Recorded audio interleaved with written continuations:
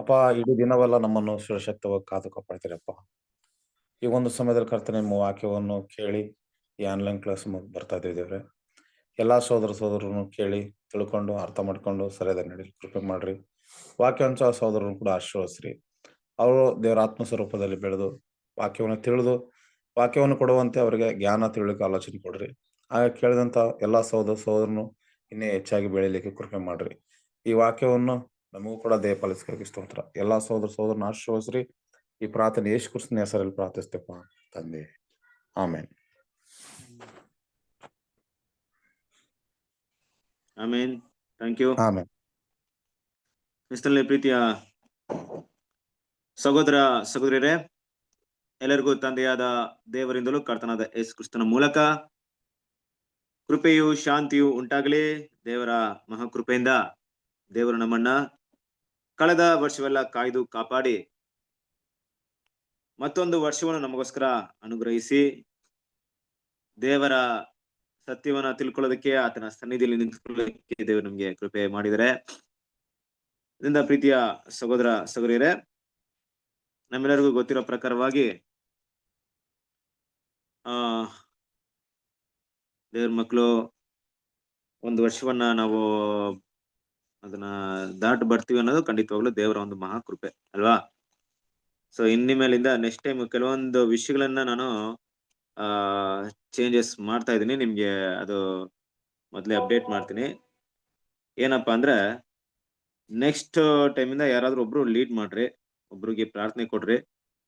ಮತ್ತೆ ಏನ್ ಮಾಡೋಣ, ನಾವು every time songs in the night. Songs in the night ಅಂದ್ರೆ ಏನು?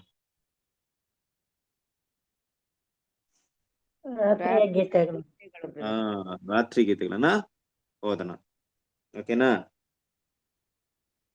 ಓಕೆನಾ? ಏನೋ ನಿಮ್ಮ ಒಪಿನಿಯನ್, ನಿಮ್ಮ ಅಭಿಪ್ರಾಯನ ಕೇಳ್ತಾ ಇದೀನಿ. ಎಲ್ರಿಗೂ ಓಕೆನಾ, ಇಲ್ಲ ಏನಾದ್ರು ಚೇಂಜಸ್ ಮಾಡ್ಬೇಕಾ?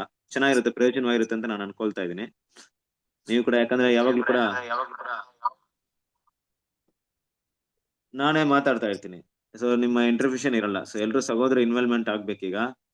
ಎಲ್ರು ಕೂಡ ನೀವು ಕೂಡ ಸತ್ಯದಲ್ಲಿ ಮತ್ತೆ ಬೆಳಿಬೇಕು. ಓಕೆನಾ?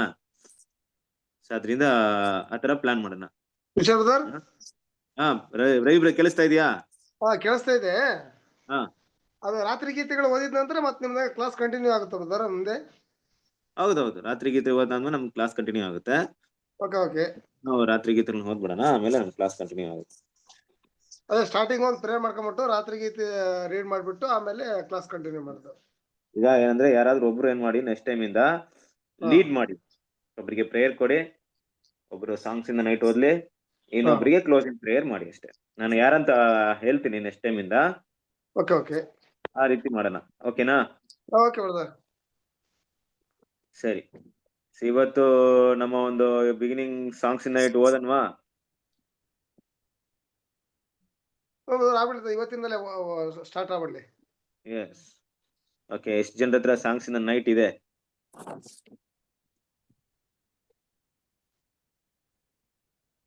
ಇದೆ ಬ್ರದರ್, ಮೋಸ್ಟ್ಲಿ ಆಲ್ಮೋಸ್ಟ್ ಎಲ್ಲ ಕೊಟ್ಟಿದ್ದಾರೆ ಬ್ರದರ್. ಎಲ್ಲ ಇದ್ರಲ್ವಾ? ನಿಮ್ಮ ಹತ್ರ ಇಟ್ಕೊಂಡಿದ್ದೀರಾ?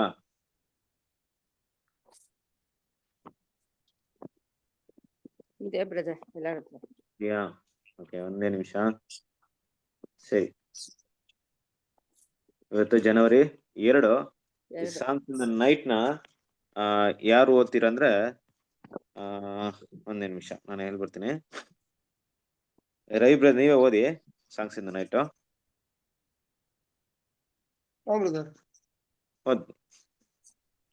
ವಾಯ್ಸ್ ಕ್ಲಿಯರ್ ಐತೆ ಬ್ರದರ್? ಕ್ಲಿಯರ್ ಇದೆ. ಒಂದು ನಿಮಿಷ.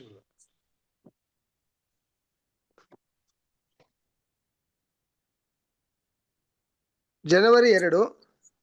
ನೀವು ಇಂದಿನ ಕಾಲದಲ್ಲಿ ಕತ್ತಲೆಯಾಗಿದ್ದೀರಿ, ಆದರೆ ಈಗ ನೀವು ಕರ್ತನಲ್ಲಿ ಬೆಳಕಾಗಿರುವುದರಿಂದ ಬೆಳಕಿನ ಮಕ್ಕಳಂತೆ ನಡೆದುಕೊಳ್ಳಿರಿ. ಎಫೆಸದವರಿಗೆ ಬರೆದ ಪತ್ರಿಕೆ 5ನೇ ಅಧ್ಯಾಯ 8ನೇ ವಚನ. ಕರ್ತನಾದ ಯೇಸು ನಮಗೆ ಹೇಳುವುದೇನೆಂದರೆ, ಬೆಳಕಿಗೆ ನಾವು ನಂಬಿಗಸ್ತರಾಗಿದ್ದರೆ ನಮ್ಮ ಬೆಳಕು ಪ್ರಕಾಶಿಸುವಂತೆ ಮಾಡಿ ನಮ್ಮ ಪರಲೋಕದ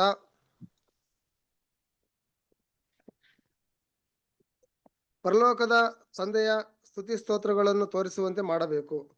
ಆತನು ನಮಗೆ ಮುನ್ನೆಚ್ಚರಿಸುವುದೇನೆಂದರೆ, ಅನೇಕರು ನಮ್ಮ ಒಳ್ಳೆಯ ಕ್ರಿಯೆಗಳನ್ನು ಮೆಚ್ಚುವುದಿಲ್ಲ, ಆದರೆ ಆತನ ನಾಮದ ನಿಮಿತ್ತವಾಗಿ ನಮ್ಮ ಮೇಲೆ ಎಲ್ಲಾ ವಿಧವಾದ ಕೆಟ್ಟ ಕೆಟ್ಟ ಮಾತುಗಳನ್ನು ಸುಳ್ಳಾಗಿ ಹೊರಿಸುವರು.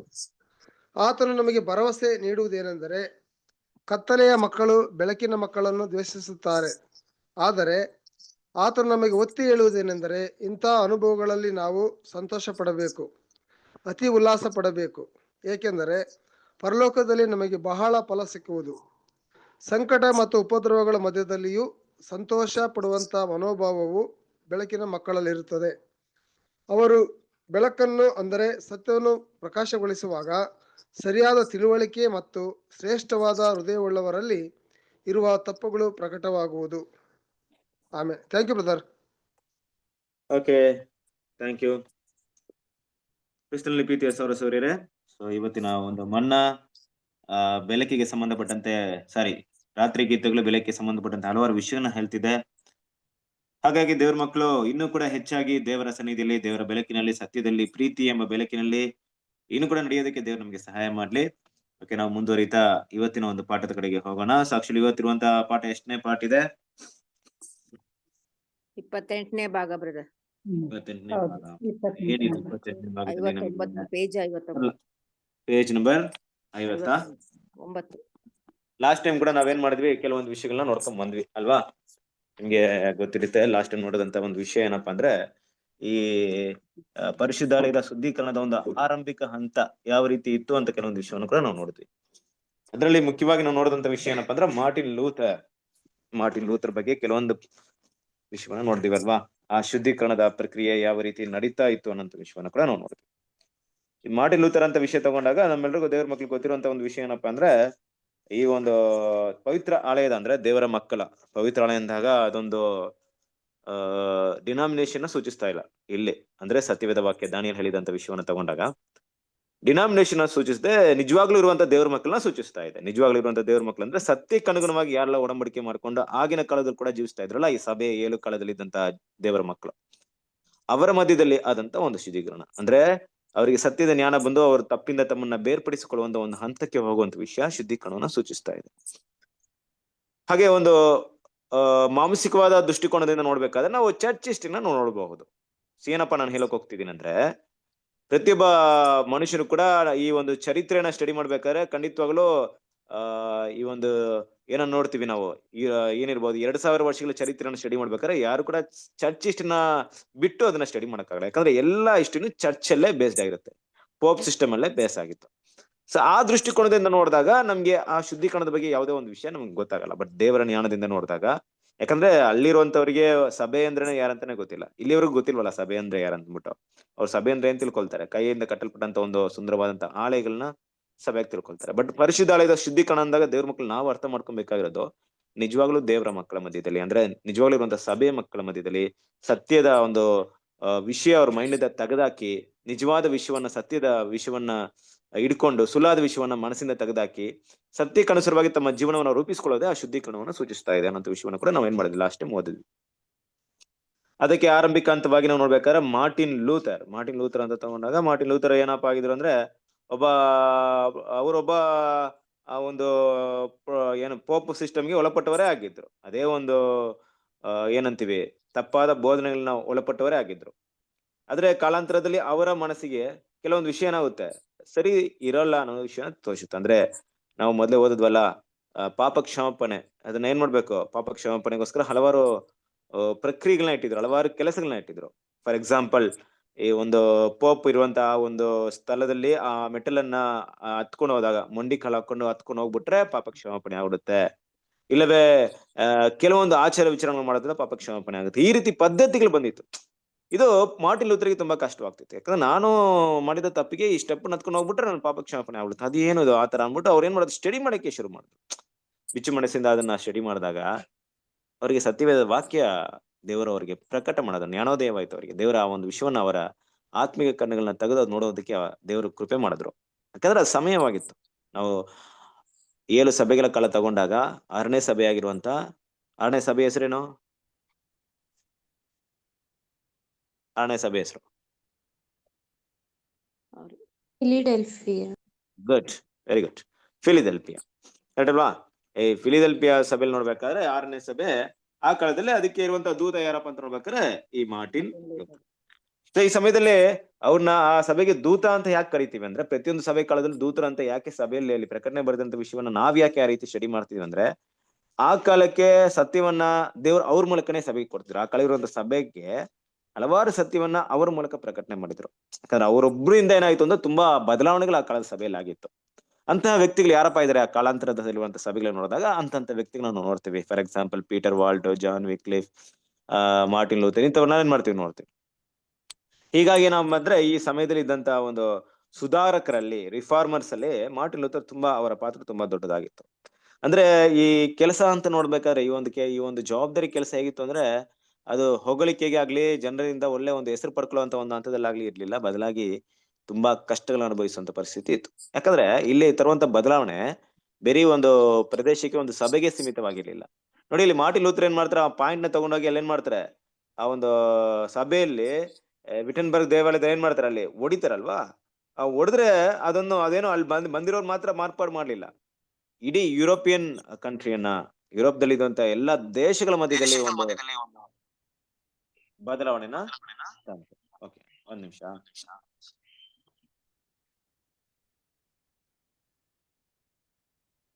ಓಕೆ, ಹಲೋ, ವಾಯ್ಸ್ ಕೇಳಿಸ್ತಿದ್ಯಾ? ಕೇಳಿಸ್ತಾ ಇದೆ. ಡಿಸ್ಟರ್ಬ್ ಆಗ್ತಿತ್ತು. ಹಾಗಾಗಿ ಏನಾಯ್ತು ಅಂದ್ರೆ, ಈ ರೀತಿಯಾದಂತ ಒಂದು ಬದಲಾವಣೆ ತರುತ್ತೆ ಅಂತ ಮಾರ್ಟಿನ್ ಲೂಥರ್ಗೂ ಗೊತ್ತಿತ್ತು. ಯಾಕಂದ್ರೆ ನಾನ್ ಮಾಡ್ತಿರುವಂತ ಒಂದು ಕೆಲಸ ಅದು ಸಾಧಾರಣವಾದ ಕೆಲಸ ಅಲ್ಲ. ಬದಲಾಗಿ ಆ ಕೆಲಸ ಮಾಡೋದ್ರಿಂದ ಹಲವಾರು ಜನರು ನನಗೆ ಆಪೋಸಿಟ್ ಆಗ್ತಾರೆ, ದೇಶ ನನಗೆ ವಿರುದ್ಧವಾಗುತ್ತೆ. ಅದು ಮಾತ್ರವಲ್ಲ, ಪೋಪ್ ನನಗೆ ವಿರುದ್ಧವಾಗ್ತಾರೆ, ಹಲವಾರು ರಾಜ ನನಗೆ ವಿರುದ್ಧವಾಗ್ತಾರೆ. ಇದೆಲ್ಲ ಮಾರ್ಟಿನ್ ಲೂಥರ್ಗೆ ತುಂಬಾ ಸ್ಪಷ್ಟವಾಗಿ ಗೊತ್ತಿತ್ತು. ಹಾಗಂತ ಅದನ್ನ ಮಾಡದ ಬೇಡವಾ ಅಂತ ಯೋಚನೆ ಮಾಡ್ತಿರ್ಲಿಲ್ಲ ಮಾರ್ಟಿನ್ ಲೂಥರ್. ಅದೇ ಅಲ್ಲಿ ಇರುವಂತ ಒಂದು ವಿಷಯ. ಯಾಕಂದ್ರೆ ನೀವು ಏಳು ಕಾಲದ ಸಭೆಯ ದೂತರ ನೋಡಿದಾಗ ಅವ್ರಲ್ಲಿ ಇರುವಂತ ತುಂಬಾ ವಿಶೇಷವಾದಂತ ಕ್ಯಾರೆಕ್ಟರ್ ಏನ್ ನೋಡ್ತೀರಂದ್ರೆ ಧೈರ್ಯ. ಮುಂದೆ ಬರುವಂತ ಒಂದು ಅಪಾಯ ಎಷ್ಟು ದೊಡ್ಡದಿತ್ತು ಅಂದ್ರೆ ಅವ್ರಿಗೆ ಪ್ರಾಣಾಪಾಯ ಆಗ್ತಿದ್ರು ಕೂಡ ಅವ್ರು ಎದುರ್ಕೊಳ್ತಾ ಇರ್ಲಿಲ್ಲ. ಅದಕ್ಕೆ ಅವರ ಆ ದೂತರ ಸ್ಥಾನವನ್ನ ಪಡ್ಕೊಳ್ತಿದ್ರು. ಧೈರ್ಯವಾಗಿ ಏನೇ ಬರ್ಲಿ, ಏನೇ ಆಗ್ಲಿ, ಜೀವ ಹೋದ್ರೂ ಹೋಗ್ಲಿ, ಯಾಕಂದ್ರೆ ನಾನ್ ತಗೊಳ್ಳುವಂತ ನಿರ್ಧಾರದಿಂದ ಹಲವಾರು ಬದಲಾವಣೆಗೆ ಬರಕ್ ಚಾನ್ಸಸ್ ಇರುತ್ತೆ. ಆ ಬದಲಾವಣೆ ನನ್ನ ಜೀವನ ಕೂಡ, ನನ್ನ ಪ್ರಾಣಕ್ಕೆ ಕೂಡ ಅಪಾಯ ಬರ್ಬೋದು, ಆದ್ರೂ ಕೂಡ ನಾನು ಏನ್ ಮಾಡಲ್ಲ, ಹಿಂಜರಿಲ್ಲ ಅನ್ನುವಂತ ಭಾವನೆ ಎಲ್ಲಾ ದೂತರಲ್ಲಿತ್ತು. ಅದ್ರಲ್ಲಿ ನಾವು ಮಾರ್ಟಿನ್ ಲೂಥರ್ನ ತುಂಬಾ ವಿಶೇಷವಾಗಿ ನೋಡ್ಬೋದು. ಯಾಕಂದ್ರೆ ಈ ರೀತಿಯಾಗಿ ಆ ಒಂದು ಪಾಯಿಂಟ್ಸ್ ನ ಅಲ್ಲಿ ಹೊಡೆದಾಗ ಅವರು ಅಂದುಕೊಳ್ಳೋಕ್ಕಿಂತ ಹೆಚ್ಚಾದ ಒಂದು ಬದಲಾವಣೆ, ಒಂದು ಕ್ರಾಂತಿಕಾರಿ ಬದಲಾವಣೆ ಏನಾಯ್ತು ಅಂದ್ರೆ, ಯುರೋಪ್ ಖಂಡಗಳಲ್ಲಿ ಅಲ್ಲಿರುವಂತಹ ಎಲ್ಲಾ ಒಂದು ಪೋಪ್ ಸಿಸ್ಟಮ್ಗೆ ಅವಲಂಬಿತವಾಗಿರುವಂತ ಆ ಒಂದು ಆಂಟಿಕ್ರೈಸ್ಟ್ ಸಿಸ್ಟಮ್ಗೆ ಯಾವ್ದೆಲ್ಲ ಅದರ ಅಂಡರ್ ಅಲ್ಲಿ ಇತ್ತೋ ಎಲ್ಲಾ ದೇಶಗಳಲ್ಲಿ ಅದು ಒಂದು ದೊಡ್ಡ ಬೆಂಕಿ ಹಾಗೆ ಒಂದು ಕಾಡ್ಗಿಚ್ಚಿನಂತೆ ಏನ್ ಮಾಡ್ತದೆ, ಎಲ್ಲಾ ಕಡೆ ಹರಡ್ಕೊಳ್ತದ. ಅದ್ರ ಒಂದು ತೀವ್ರತೆ ಎಷ್ಟರ ಮಟ್ಟಿಗಿತ್ತು ಅಂದ್ರೆ, ಹಲವಾರು ಜನರು ಕೂಡ ಪ್ರಾಣ ತ್ಯಾಗ ಮಾಡುವಷ್ಟಾಗಿತ್ತು, ಹಲವಾರು ಯುದ್ಧಗಳು ನಡೆಯೋದಕ್ಕೆ ಕಾರಣವಾಗಿತ್ತು. ಹಾಗಾಗಿ ನಾವೇನ್ ನೋಡ್ತೀವಿ ಅಂದ್ರೆ, ಈ ರೀತಿಯಾದಂತ ಒಂದು ಶುದ್ಧೀಕರಣದ ಒಂದು ಕೆಲಸವನ್ನ ಆಗ ಮಾರ್ಟಿನ್ ಲೂಥರ್ ಏನ್ ಮಾಡಿದ್ರು. ಸೊ ಅವರ ಜೀವನ ಪೂರ್ತಿ ಮುಂದೆ ಎಲ್ಲಿ ಬೇಕಾದ್ರೆ ಅವ್ರಿಗೆ ಪ್ರಾಣಾಪಾಯ ಆಯ್ತು, ಎಲ್ಲಿ ಬೇಕಾದ್ರೆ ಸಾಯುವಂತ ಒಂದು ವಿಷಯ ಆಯ್ತು. ಎಲ್ಲಿ ಬೇಕಾದ್ರೆ ಅವ್ರನ್ನ ನೋಡಿದ್ರೆ ಅವ್ರನ್ನೇನ ಕಂಡಿಡಿದು ಬಿಟ್ರೆ ಈ ಆಂಟಿಕ್ರೈಸ್ಟ್ ಸಿಸ್ಟಮ್ ಅಲ್ಲಿ ಒಳಪಟ್ಟವರು ಅವ್ರನ್ನ ಸಾಯಿಸೋಕೆ ಪ್ಲಾನ್ ಮಾಡ್ತಾ ಇದ್ರು, ಹೊಂಚಾಗ್ತಿದ್ರು. ಆದ್ರೂ ಕೂಡ ನಾವು ಪ್ರಕಟಣೆಯಲ್ಲಿ ನೋಡ್ಬೇಕಾದ್ರೆ ಆ ಒಂದು 6ನೇ ಸಭೆಗೆ ಬಗ್ಗೆ ಒಂದು ವಿಷಯವನ್ನು ಓದ್ಬೇಕಾದ್ರೆ ಒಂದು ವಾಕ್ಯನ ಓದ್ತೀವಿ. ತೆರೆದ ಬಾಗಿಲ ನಿನ್ನನ್ನು ಮುಂದೆ ಇಡ್ತಾ ಇದ್ದೇನೆ, ಯಾರು ನಾನು ಮುಚ್ಚದಂತೆ ತೆರೆಯುವವನು, ಯಾರು ತೆರೆಯದಂತೆ ಮುಚ್ಚುವನಾಗಿದ್ದೇನೆ. ಅಂದ್ರೆ ನಾನ್ ತೆರೆದಿರೋದನ್ನ ಯಾರು ಮುಚ್ಚಕ್ಕಾಗಲ್ಲ, ನಿನ್ಗೆ ಓಪನ್ ಡೋರ್ ನ ಇಟ್ಬಿಟ್ಟಿದೀನಿ ಅಂತ ಆ ಒಂದು 6ನೇ ಸಭೆಗೆ ಮಾತಾಡ್ತಾರೆ. ಅಂದ್ರೆ ಏನಪ್ಪಾ ಅರ್ಥ ಅಂದ್ರೆ, ಈ ರಿಫಾರ್ಮೇಶನ್ ನ ಯಾರು ತಡೆಯಕ್ಕಾಗ್ಲಿಲ್ಲ. ಅಲ್ಲಿ ಓಪನ್ ಡೋರ್ ಅಂದ್ರೆ ಓಪನ್ ಆಗಿತ್ತು, ಅದನ್ನ ಕ್ಲೋಸ್ ಮಾಡಕ್ಕೆ ಯಾರ ಕೈಯಿಂದ ಆಗ್ಲಿಲ್ಲ. ನಾನು ಓಪನ್ ಮಾಡ್ಬಿಟ್ಟಿದೀನಿ, ನೀನ್ ಹೋಗ್ಬೋದು, ಈ ವಿಷಯವನ್ನ ಸಾರು ಅನ್ನೋ ರೀತಿಯಲ್ಲಿ ದೇವರು ಅವರಿಗೆ ಪಕ್ಕ ಬಲವಾಗಿದ್ರು, ಅವರ ಜೊತೆಗಿದ್ರು ಅಂತ ನೋಡ್ತೀವಿ. ಹಾಗಾಗಿನೇ ಇಷ್ಟೊಂದು ಬದಲಾವಣೆ ಇಲ್ಲ. ಅಂದ್ರೆ ಮನುಷ್ಯ ಮಾತ್ರದಿಂದ ಇಷ್ಟೊಂದು ಬದಲಾವಣೆ ತರಕ್ಕೆ ಸಾಧ್ಯತೆ ಇಲ್ಲ. ಯಾಕಂದ್ರೆ ಪ್ರೊಟೆಸ್ಟೆಂಟಿಸಮ್ ಅನ್ನೋದು ಸುಮಾರು 400 ವರ್ಷಗಳ ಹಿಂದೆ ನಡೆದಂತ, 500 ವರ್ಷಗಳ ಹಿಂದೆ ನಡೆದಂತ ವಿಷಯ ಇಲ್ಲಿವರೆಗೂ ಎಫೆಕ್ಟ್ ಆಗ್ತಿದೆ ನೋಡಿ, ಅದರ ಪ್ರಭಾವ ಅಲ್ವಾ. ಅಂದ್ರೆ ಎಷ್ಟ್ರ ಮಟ್ಟಿಗೆ ಅದು ಆಗಿರ್ಬೇಕು, ಎಷ್ಟ್ರ ಮಟ್ಟಿಗೆ ಅದು ಅದರ ಒಂದು ತೀವ್ರತೆ ಇದ್ದಿರ್ಬೋದು ಅನ್ನೋದನ್ನ ನೋಡ್ಬೇಕು ಅಲ್ವಾ. ಹಾಗಾಗಿ ಕ್ರಿಸ್ತನ್ ಪ್ರೀತಿಯ ಸರಸ್ವರರೇ, ಮಾರ್ಟಿನ್ ಲೂಥರ್ ಬೇರೆ ಏನ್ ಮಾಡ್ತಿದ್ರು, ಅಲ್ಲೊಂದು ಒಂದು ಪಾಯಿಂಟ್ಸ್ ನಲ್ಲಿ ಹಾಕಿದ್ರು ಮಾತ್ರವಲ್ಲ, ಮುಂದೆ ಪ್ರತಿಯೊಬ್ಬರು ಅವ್ರನ್ನ ನಿಲ್ಸ್ಕೊಂಡು ಕೇಳುವಂತ ಎಲ್ಲಾ ಪ್ರಶ್ನೆಗೂ ಉತ್ತರ ಕೊಡ್ಬೇಕಾಯ್ತು. ಅವ್ರು ಎಲ್ಲೆಲ್ಲ ಅವ್ರನ್ನ ಕರಿತಾ ಇದ್ರು, ಧೈರ್ಯವಾಗಿ ಹೋಗಿ ನೀನ್ ಈ ರೀತಿ ಇಟ್ಟಿರುವಂತ ಪಾಯಿಂಟ್ಗೆ ಆಧಾರಗಳೇನು ಅಂತ ಕೇಳಿದಾಗ ಅದನ್ನ ಧೈರ್ಯವಾಗಿ ಸತ್ಯವಾಕ್ಯದಿಂದನೇ ಹೇಳುವಂತ ಒಂದು ರೀತಿಗೆ ಬಂದಿದ್ರು ಅವರು. ಅಷ್ಟರ ಮಟ್ಟಿಗೆ ಅವರು ವಿಷಯಕ್ಕೆ ಸಿದ್ಧರಾಗಿದ್ರು ಕೂಡ.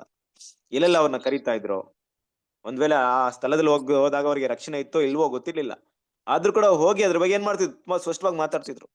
ಒಂದು ದೇಶದಿಂದ ಇನ್ನೊಂದು ದೇಶಕ್ಕೆ ಅಲ್ಲಿಂದ ಅವ್ರನ್ನ ಪಲಾಯನ ಮಾಡಿದಾಗ, ಅಲ್ಲಿಂದ ಅವ್ರು ಅಟ್ಟಿಸ್ಬಿಟ್ಟಾಗ, ಅಲ್ಲಿ ಹೋದಾಗ ಅಲ್ಲಿ ಕೂಡ ಅವ್ರಿಗೆ ಸಹಾಯ ಮಾಡ್ತಿದ್ರು ಏನಂತ ಯಾರು ಗೊತ್ತಾಗ್ಲಿಲ್ಲ ಅವ್ರಿಗೆ. ಒಂದ್ ವೇಳೆ ನಾನು ಈ ವಿಷಯವನ್ನ ಎಲ್ಲರ ಮುಂದೆ ಹೇಳಿದಾಗ ಇದನ್ನ ಎದುರಿಸುವವರು ತುಂಬಾ ಮೆಜಾರಿಟಿ ಇದ್ರೆ ನನ್ನ ಸಾಯಿಸ್ತಾರೆ ಅಂತ ಅವ್ರಿಗೆ ಗೊತ್ತಿತ್ತು ಆಗಲೂ ಕೂಡ. ಆದ್ರೂ ಕೂಡ ಅವ್ರು ಏನ್ ಮಾಡಿದ್ರು ಮಾತಾಡೋದು. ಆದ್ರೆ ರಾಜರು ಅವ್ರಿಗೆ ಬೆಂಬಲಿಗರಾಗಿದ್ರು ಅಂತ ನಾವು ಏನ್ ಮಾಡ್ತೀವಿ ನೋಡ್ತೀವಿ. ಹೀಗಾಗಿ ಈ ಪಾಯಿಂಟ್ ಬಗ್ಗೆ ಏನ್ ಮಾಡೋಣ, ತುಂಬಾ ಡೀಪ್ ಆಗಿ ಇವತ್ತಿನ ಒಂದು ಪಾಠದಲ್ಲಿ ಏನ್ ಮಾಡೋಣ, ನಾವು ಸ್ಟಡಿ ಮಾಡೋಣ. ನೀವೇನ್ ಮಾಡ್ತೀರಾ ಅಂದ್ರೆ ಇದೇ ಒಂದು ವಿಷಯವನ್ನ ಇಲ್ಲಿಂದನೇ ಓದ್ಕೊಂಬನಿ. ಯಾಕಂದ್ರೆ ಕೆಲವೊಂದು ಪಾಯಿಂಟ್ಸ್ ಇಲ್ಲಿಂದ ಇರೋದ್ರಿಂದ ನಾವು ತುಂಬಾ ಇದು ಶುದ್ಧೀಕರಣ ಪ್ರಕ್ರಿಯೆಯ 59 ಪೇಜ್ ನಂಬರ್ 59 ಸೆಕೆಂಡ್ ಪ್ಯಾರಾಗ್ರಾಫ್ ಓದ್ಕೊಂಬನ್ನಿ. ಯಾರಾದ್ರೂ ಬೇರೆಯವ್ರು ಓದ್ತಾರ ಅಥವಾ ಓದ್ಲಕ್ಕ? ಓದಿ ಅಮ್ಮ, ಪರವಾಗಿಲ್ಲ, ಓದಿ, ನೀವು ಸ್ಟಾರ್ಟ್ ಮಾಡಿ ಪರ. ಆದರೆ ಇದು ಶುದ್ಧೀಕರಣ ಪ್ರಕ್ರಿಯೆಯು ಪ್ರಾರಂಭವು ಮಾತ್ರ. ಈಗ ಎಚ್ಚರಗೊಂಡ ಈ ವರ್ಗವು ಪೋಪನ ಅಧಿಕಾರವು ಅಭ್ಯಾಸ ಮಾಡಿ ಅಭಿವೃದ್ಧಿ ಹೊಂದುತ್ತಿರುವಾಗ ಕಳಂಕಿತ ತಪ್ಪುಗಳು ಹೆಚ್ಚುತ್ತಲೇ ಹೋಗುತ್ತಿವೆ ಎಂಬುದನ್ನು ಬಲುಬೇಗ ಕಂಡುಕೊಂಡಿದೆ. ಸುಧಾರಣೆಯ ಚೈತನ್ಯಶಾಲಿ ನಾಯಕನಾದ ಲೂಥರನು ಒಂದು ತಪ್ಪಿಗೆ ನಿಲ್ಲಿಸಲಿಲ್ಲ, ಅನೇಕ ತಪ್ಪುಗಳನ್ನು ಎಸಗುವ ಪ್ರಯತ್ನ ಮಾಡಿದನು ಮತ್ತು 31ನೇ ಅಕ್ಟೋಬರ್ 1517ರಂದು ಪೋಪನ ಅಧಿಕಾರಕ್ಕೆ ವಿರೋಧವಾದ 95 ತಪ್ಪುಗಳನ್ನು ತೋರಿಸುವ ಪ್ರಬಂಧಗಳನ್ನು ಬರೆದು ಅವುಗಳನ್ನು ವಿಟನ್ಬರ್ಗ್ ದೇವಾಲಯದ ಹೆಬ್ಬಾಗಿಲಿಗೆ ಮೊಳೆಗಳಿಂದ ಬಡಿದನು. ಅವೆಲ್ಲವುಗಳು ಪೋಪನ ಅಧಿಕಾರದ ಪಾಪಸಿ ಸಿದ್ಧಾಂತಗಳನ್ನು ವಿರೋಧಿಸುವುದಾಗಿತ್ತು.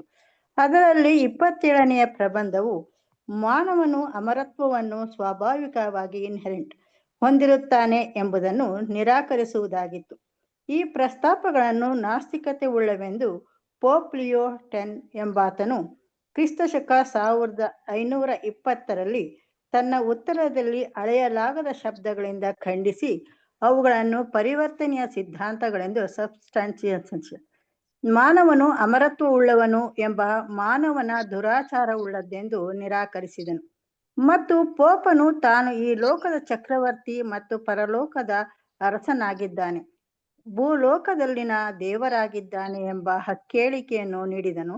ಮತ್ತು ಅವುಗಳನ್ನು ರೋಮಿನ ತಿಪ್ಪೆಗುಡ್ಡದಲ್ಲಿ ಕಂಡುಬರುವ ದೈತ್ಯಾಕಾರದ ಶಾಸನಕ್ಕೆ ಸಂಬಂಧಿಸಿ ಮಾಸ್ಟೇರಿಯನ್ಸ್ opinions to be found in the Roman dunghill of decretals the ಅಭಿಪ್ರಾಯಗಳು ಎಂಬುದಾಗಿ ಉಲ್ಲೇಖಿಸಿದನು. ಓಕೆ, ನೋಡಿದ್ರಾ? ಆಕ್ಚುಲಿ ನೋಡ್ಬೇಕಾದ್ರೆ ಈ ಒಂದು ವಿಷಯಕ್ಕೆ ಈ ರೀತಿಯಾದಂತ ಒಂದು ಇದಕ್ಕೆ ಅದನ್ನ ಯಾವ ರೀತಿ ಜನರ ಮಧ್ಯದಲ್ಲಿ ಮಾರ್ಟಿನ್ ಲೂಥರ್ ಹೇಳುವಂತ ವಿಷಯ ತಪ್ಪು ಅಂತ ಜನರ ಮೈಂಡ್ ಕೆಡಿಸ್ಬೇಕು. ನೋಡ್ರಿ, ಈಗ ಮಾರ್ಟಿನ್ ಲೂಥರ್ ಒಂದು ವಿಷಯವನ್ನ ಹೇಳ್ತಾ ಇದ್ರೆ ಹಾಗಂದ್ಬಿಟ್ಟು ಅದು ಜನರಿಗೆ ರೀಚ್ ಆಗೋಷ್ಟ್ರಲ್ಲಿ ಇವ್ರ ಕಡೆಯಿಂದ ಅಂದ್ರೆ ಪೋಪ್ ಇಂದ ಏನ್ ವಿಷಯಗಳು ಬಂದಿರುತ್ತೋ ಅದು ಜನರಿಗೆ ರೀಚ್ ಆಗ್ಬೇಕು. ಈಗ ಯಾವ ರೀತಿ ಅಂದ್ರೆ, ಫಾರ್ ಎಕ್ಸಾಂಪಲ್ ನೋಡ್ರಿ, ಒಂದು ವ್ಯಕ್ತಿ ಒಂದು ವಿಷಯವನ್ನ ಹೇಳ್ತಾ ಇದೆ, ನಿಜ ಹೇಳ್ತಾ ಇದೆ ಅಂತ ಇಟ್ಕೊಳ್ಳಿ. ಆ ವ್ಯಕ್ತಿಯಲ್ಲಿದ್ದಂತ ನಿಜವನ್ನ ನಿಜದಿಂದ ಇವರ ಹೆಸರೆಲ್ಲ ಕೆಟ್ಟೋಗುತ್ತೆ. ಈಗ ಏನ್ ಮಾಡ್ತಾರೆ ಅಂದ್ರೆ ಆ ನಿಜ ಎಲ್ಲರಿಗೆ ರೀಚ್ ಆಗಿಂತ ಮೊದಲು ಇವ್ರೊಂದು ಸುಳ್ಳನ್ನ ಕ್ರಿಯೇಟ್ ಮಾಡ್ತಾರೆ. ನೋಡ್ರಿ, ಈ ರೀತಿ ಇದನ್ನ ಯಾರು ನಂಬೇಡ್ರಿ, ಇದು ತಪ್ಪು, ಅದನ್ನ ಅಂದ್ರೆ ಅವ್ರ ಬೋಧನೆಯನ್ನ ಕಂಡಮ್ ಮಾಡೋದಾಗ್ಲಿ, ಅದು ತಪ್ಪು ಅನ್ನೋದಾಗ್ಲಿ, ಬೇರೆ ಬೇರೆ ವಿಷಯಗಳನ್ನ ತಗೊಂಡು ರಿಫಾರ್ಮೇಶನ್ ಮಾರ್ಟಿನ್ ಲೂಥರ್ ಇಂದ ಬರ್ತಿರೋದೇ ದೇವರ ವಿಷಯಕ್ಕೆ ವಿರುದ್ಧವಾಗಿದೆ ಅನ್ನೋಂತ ರೀತಿಯಲ್ಲಿ ಮಾತಾಡಿ ಜನರನ್ನ ಮೈಂಡ್ ಡೈವರ್ಟ್ ಮಾಡೋಂಥ ಕೆಲಸವನ್ನ ತುಂಬಾ ಮಾಡ್ತಾ ಇದ್ರು. ಇನ್ನೊಂದು ರೀತಿಯಲ್ಲಿ ಕೂಡ ಹೇಳ್ಬೇಕಾದ್ರೆ ಅವ್ರು ಯಾವ ರೀತಿ ಮಾತಾಡ್ತಿದ್ರು ಅಂದ್ರೆ, ಮಾರ್ಟಿನ್ ಲೂಥರ್ಗೆ ಮದ್ವೆ ಆಗ್ಬೇಕಂತ ಆಸೆ ಇತ್ತು. ಯಾಕಂದ್ರೆ ಪೋಪಲ್ಲಿ ಎಲ್ಲಾ ಫಾದರ್ಸ್ ಇರ್ತಾರಲ್ವಾ, ಹಾಗಾಗಿ ಮದ್ವೆ ಇರಲ್ಲ. ಮಾರ್ಟಿನ್ ಲೂಥರ್ಗೆ ಮದ್ವೆ ಆಗ್ಬೇಕಂತ ಆಸೆ ಇತ್ತು. ಅದಕ್ಕೆ ಏನೋ ಒಂದ್ ಕಾರಣ ಹೊಡ್ಕೊಂಡ್ಬಿಟ್ಟು ನಮ್ಮೆಲ್ಲ ಸುಳ್ಳು ಹೇಳ್ಬಿಟ್ಟು ಈಗ ಏನ್ ಮಾಡ್ತಾ ಇದಾರೆ, ಹೋಗ್ಬಿಟ್ಟು ಮದುವೆ ಮಾಡ್ಕೊಳ್ತಿದಾರೆ ಅನ್ನೋಂಥ ವಿಷಯನ ಕೂಡ ತಂದು ಹೀಗೆ ಏನೆಲ್ಲ ಅವ್ರ ಕೈಯಿಂದ ತರಕ್ಕಾಗುತ್ತೋ ಮಾರ್ಟಿನ್ ಲೂಥರ್ ಬಗ್ಗೆ ಅಷ್ಟೊಂದು ವಿಷಯಗಳನ್ನ ಏನ್ ಮಾಡಿದ್ರು, ತರಕ್ಕೆ ಅವ್ರು ಪ್ರಯತ್ನ ಪಡ್ತಿದ್ರು. ನಾವು ಮೊದಲೇ ನೋಡಿದೀವಿ. ನಾವು ನೋಡ್ತಿರೋಂಥ ಟಾಪಿಕ್ ಹೆಸರು ಏನಪ್ಪಾ ಅಂದ್ರೆ ಪವಿತ್ರಾಲಯದ ಶುದ್ಧೀಕರಣ.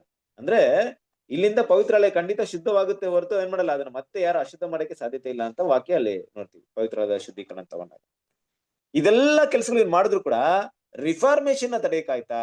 ಅಂದ್ರೆ ಸಭೆಗಳಲ್ಲಿ ಇರುವಂತ ತಪ್ಪನ್ನ ಎತ್ತಿ ಇರುವಂತ ಕೆಲಸ, ಸುಳ್ಳು ಹಾಳು ಮಾಡುವಂತ ಅಸಹ್ಯ ವಸ್ತು ಮಾಡಿದಂತ ವಿಷಯಗಳನ್ನ ಪ್ರಕಟಣೆ ಮಾಡುವಂತ ಕೆಲಸ ತಡೆಯಕ್ಕಾಯ್ತಾ ಅಂತ ನೋಡಿದ್ರೆ, ನೋಡೋಣ, ಕಂಟಿನ್ಯೂ ಮಾಡಿ ಒಂದು ವಿಷಯವನ್ನ, ನೆಕ್ಸ್ಟ್ ಪಾಯಿಂಟ್ ನ.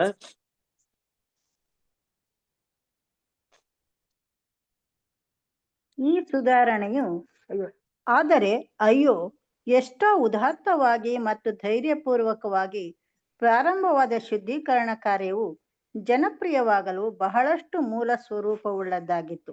ಮತ್ತು ಲೂಥರನ ಸ್ನೇಹಿತರು ಮತ್ತು ಮೆಚ್ಚುಗೆದಾರರು ಮತ್ತು ಆತನ ಸಹವಾಸಿಗಳು ಒಂದು ಮಟ್ಟಕ್ಕೆ ಜಯವನ್ನು ಸಂಪಾದಿಸಿದರು. ಅವರನ್ನು ಕಾರ್ಯಕುಶಲತೆ, ದೂರದೃಷ್ಟಿ, ಮಿಥ್ಯ ಪ್ರಶಂಸೆಗಳು, ಸಹಾಯದ ವಾಗ್ದಾನ ಮತ್ತು ಜಯ ಮುಂತಾದ ಅತಿಯಾದ ಶಕ್ತಿಗಳನ್ನು ತುಂಬಿಸಿತು. ಮತ್ತು ಅವರ ಮಾರ್ಗವು ಈ ಲೋಕದ ವಿವೇಕಕ್ಕನುಸಾರವಾಗಿ ರೂಪುಗೊಂಡಿತು. ದಾನಿಯೇಲ 11 ಅಧ್ಯಾಯ 34 ಮತ್ತು 35ನೇ ವಚನ. ಅನೇಕ ಜರ್ಮನಿ ಪ್ರಭುಗಳು ಈ ಧೈರ್ಯಶಾಲಿ ಸುಧಾರಕರಲ್ಲಿ ಆಕ್ರಮಣ ಮಾಡುವ ತಿಳುವಳಿಕೆ ಮತ್ತು ಎದೆಗಾರಿಕೆ ಉಂಟೆಂಬುದನ್ನು ತಿಳಿದು ಅವರ ಭಾವೋದ್ದೀಪಿತ ಮೆಚ್ಚುಗೆದಾರರಾದರು. ಈ ಹಿಂದೆ ಶತಮಾನಗಳವರೆಗೆ ಆ ಅರಸರುಗಳ ಅಧಿಕಾರಕ್ಕೆ ಇವರು ಹೆದರಿ ನಡುಗುವವರಾಗಿದ್ದರು. ಈ ಪ್ರಭುಗಳು ಪ್ರಿನ್ಸಸ್ ಸುಧಾರಕರಿಗೆ ಸಹಾಯ ಮಾಡಿದರು ಮತ್ತು ಅವರ ಈ ಸಹಾಯವು ಅವರಿಗೆ ತಮ್ಮ ಚಳುವಳಿಯ ಜಯಕ್ಕೆ ಅತ್ಯವಶ್ಯಕವಾದದ್ದೆಂದು ತೋರಿಬಂತು. ಈ ಸಹಾಯಕ್ಕೆ ಬದಲಾಗಿ ಅವರುಗಳ ಅರಸುತನದ ಹಕ್ಕುದಾರಿಕೆಯನ್ನು ಸುಧಾರಕರುಗಳಿಂದ ಪಡ್ಕೊಂಡರು.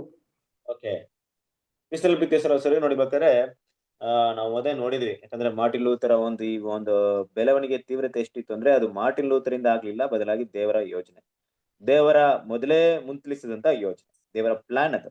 ಈ ಪ್ಲಾನ್ ನಾವು ಹಲವಾರು ಪ್ರವಾದನೆಗಳ ರೂಪದಲ್ಲಿ ನಾವು ಸ್ಟಡಿ ಮಾಡ್ತೀವಿ. ಇನ್ನೊಂದು ರೀತಿಯಲ್ಲಿ ನೋಡ್ಬೇಕಾದ್ರೆ 7 ಕಾಲದ ಸಭೆಯಲ್ಲಿ ತಗೊಂಡಾಗ ಅಲ್ಲಿರುವಂತ 6ನೇ ಸಭೆಯಲ್ಲಿ ಬರುವಂತ ವಿಷಯಗಳನ್ನ ಸ್ಟಡಿ ಮಾಡ್ತೀವಿ. ಅದು ಮಾತ್ರವಲ್ಲ, ದಾನಿಯೇಲ್ ಹೇಳಿದಂತ ಹಾಳು ಮಾಡುವಂತ ಅಸಹ್ಯ ವಸ್ತು ಅನ್ನುವಂತ ವಿಷಯವನ್ನ, ಪವಿತ್ರವಾದ ಶುದ್ಧೀಕರಣ ವಿಷಯವನ್ನ ಸ್ಟಡಿ ಮಾಡಿದಾಗ ಅದರ ಒಂದು ಪ್ರಾರಂಭಿಕ ಹಂತವೇ ಮಾರ್ಟಿನ್ ಲೂಥರ್ ಒಂದು ಸಭೆಗಳಲ್ಲಿ ಇದ್ದಂತ ಒಂದು ತಪ್ಪಾದ ಸುಳ್ಳು ಬೋಧನೆಗಳನ್ನ ತೆಗೆದಾಕುವಂತ ಕೆಲಸದಲ್ಲೇ ಆರಂಭವಾಗುತ್ತೆ ಅನ್ನೋ ವಿಷಯವನ್ನು ಕೂಡ ನಾವು ನೋಡ್ತೀವಿ. ಆದ್ರೂ ಕೂಡ ಕ್ರಿಸ್ತಲ್ ಪಿತೇಸರ ಸೋದರರೇ, ಇಲ್ಲಿ ಗಮನಿಸಬೇಕಾದಂತ ಒಂದು ವಿಷಯ ಏನಪ್ಪಾ ಅಂದ್ರೆ, ನೋಡ್ರಿ, ಯಾವುದೇ ಒಂದು ವಿಷಯವನ್ನ ಜನರ ಮುಂದೆ ತಿಳಿಸ್ಬೇಕಂದ್ರೆ ಅಷ್ಟು ಸುಲಭವಾದಂತ ವಿಷಯ ಅಲ್ಲ. ಅದು ಕ್ಲಿಯರಿಟಿ ಇರ್ಬೇಕು, ಜನರಿಗೆ ಎಟುಕುವಂತೆ, ಜನರಿಗೆ ಅರ್ಥವಾಗುವಂತ ರೀತಿಯಲ್ಲಿ ಇರ್ಬೇಕು. ನೋಡ್ರಿ, ಈಗ ಫಾರ್ ಎಕ್ಸಾಂಪಲ್ ಇವತ್ತು ನಾವು ಹೋಗ್ತಾ ಇದೀವಿ, ಆಕ್ಚುಲಿ ನಿನ್ನ ರಾಜ್ಯ ಬರಲಿ ಅನ್ನುವಂತ 3ನೇ ಸಂಪುಟ ಓದ್ತಾ ಇದೀವಿ. ಮೇ ಬಿ ತುಂಬಾ ವಿಷಯಗಳನ್ನ, ದೇವರ ಯೋಜನೆಗಳನ್ನ ಇಲ್ಲ ಬೇಸಿಕ್ ಕ್ಲಾಸ್ ನ ನೀವು ಮೊದಲೇ ಚೆನ್ನಾಗಿ ಕೇಳಿ ಅರ್ಥ ಮಾಡ್ಕೊಂಡಿದ್ರಿಂದ ಈ ಟಾಪಿಕ್ ಸ್ವಲ್ಪ ಯೂಸ್ ಆಗ್ಬೋದು, ಅಂದ್ರೆ ಈಸಿ ಕೂಡ ಆಗ್ಬೋದು. ಇಲ್ಲಾಂದ್ರೆ ಏನಾಗುತ್ತೆ ಅಂದ್ರೆ ಈ ವಿಷಯಗಳು ಸ್ವಲ್ಪ ಟಫ್ ಅನ್ಸುತ್ತೆ. ಏನೋ ಇದು ಅರ್ಥವಾಗ್ತಿಲ್ಲ ನನಗೆ, ಏನ್ ಹೇಳ್ತಾ ಇದಾರೆ, ಏನಕ್ಕೆ ಬೇಕಾಯ್ತು ಈ ಟಾಪಿಕ್ ಅನ್ನೋ ರೀತಿಯಲ್ಲಿ ಅನ್ಸುತ್ತೆ. ಅದಕ್ಕೆ ನಾನೀಗ ಬೇರೆ ಮಾರ್ಟಿನ್ ಲೂಥರ್ನ ಹಿಸ್ಟ್ರಿ ಮಾತ್ರ ಮಾತಾಡ್ಕೊಂಡ್ರೆ ಅದರಿಂದ ಯಾವುದೇ ಪ್ರಯೋಜನ ಆಗಲ್ಲ. ಬಟ್ ಮಾರ್ಟಿನ್ ಲೂಥರ್ ಹಿಸ್ಟ್ರಿನ ಏನಕ್ಕೆ ತಗೊಳ್ಬೇಕು ನಾವು?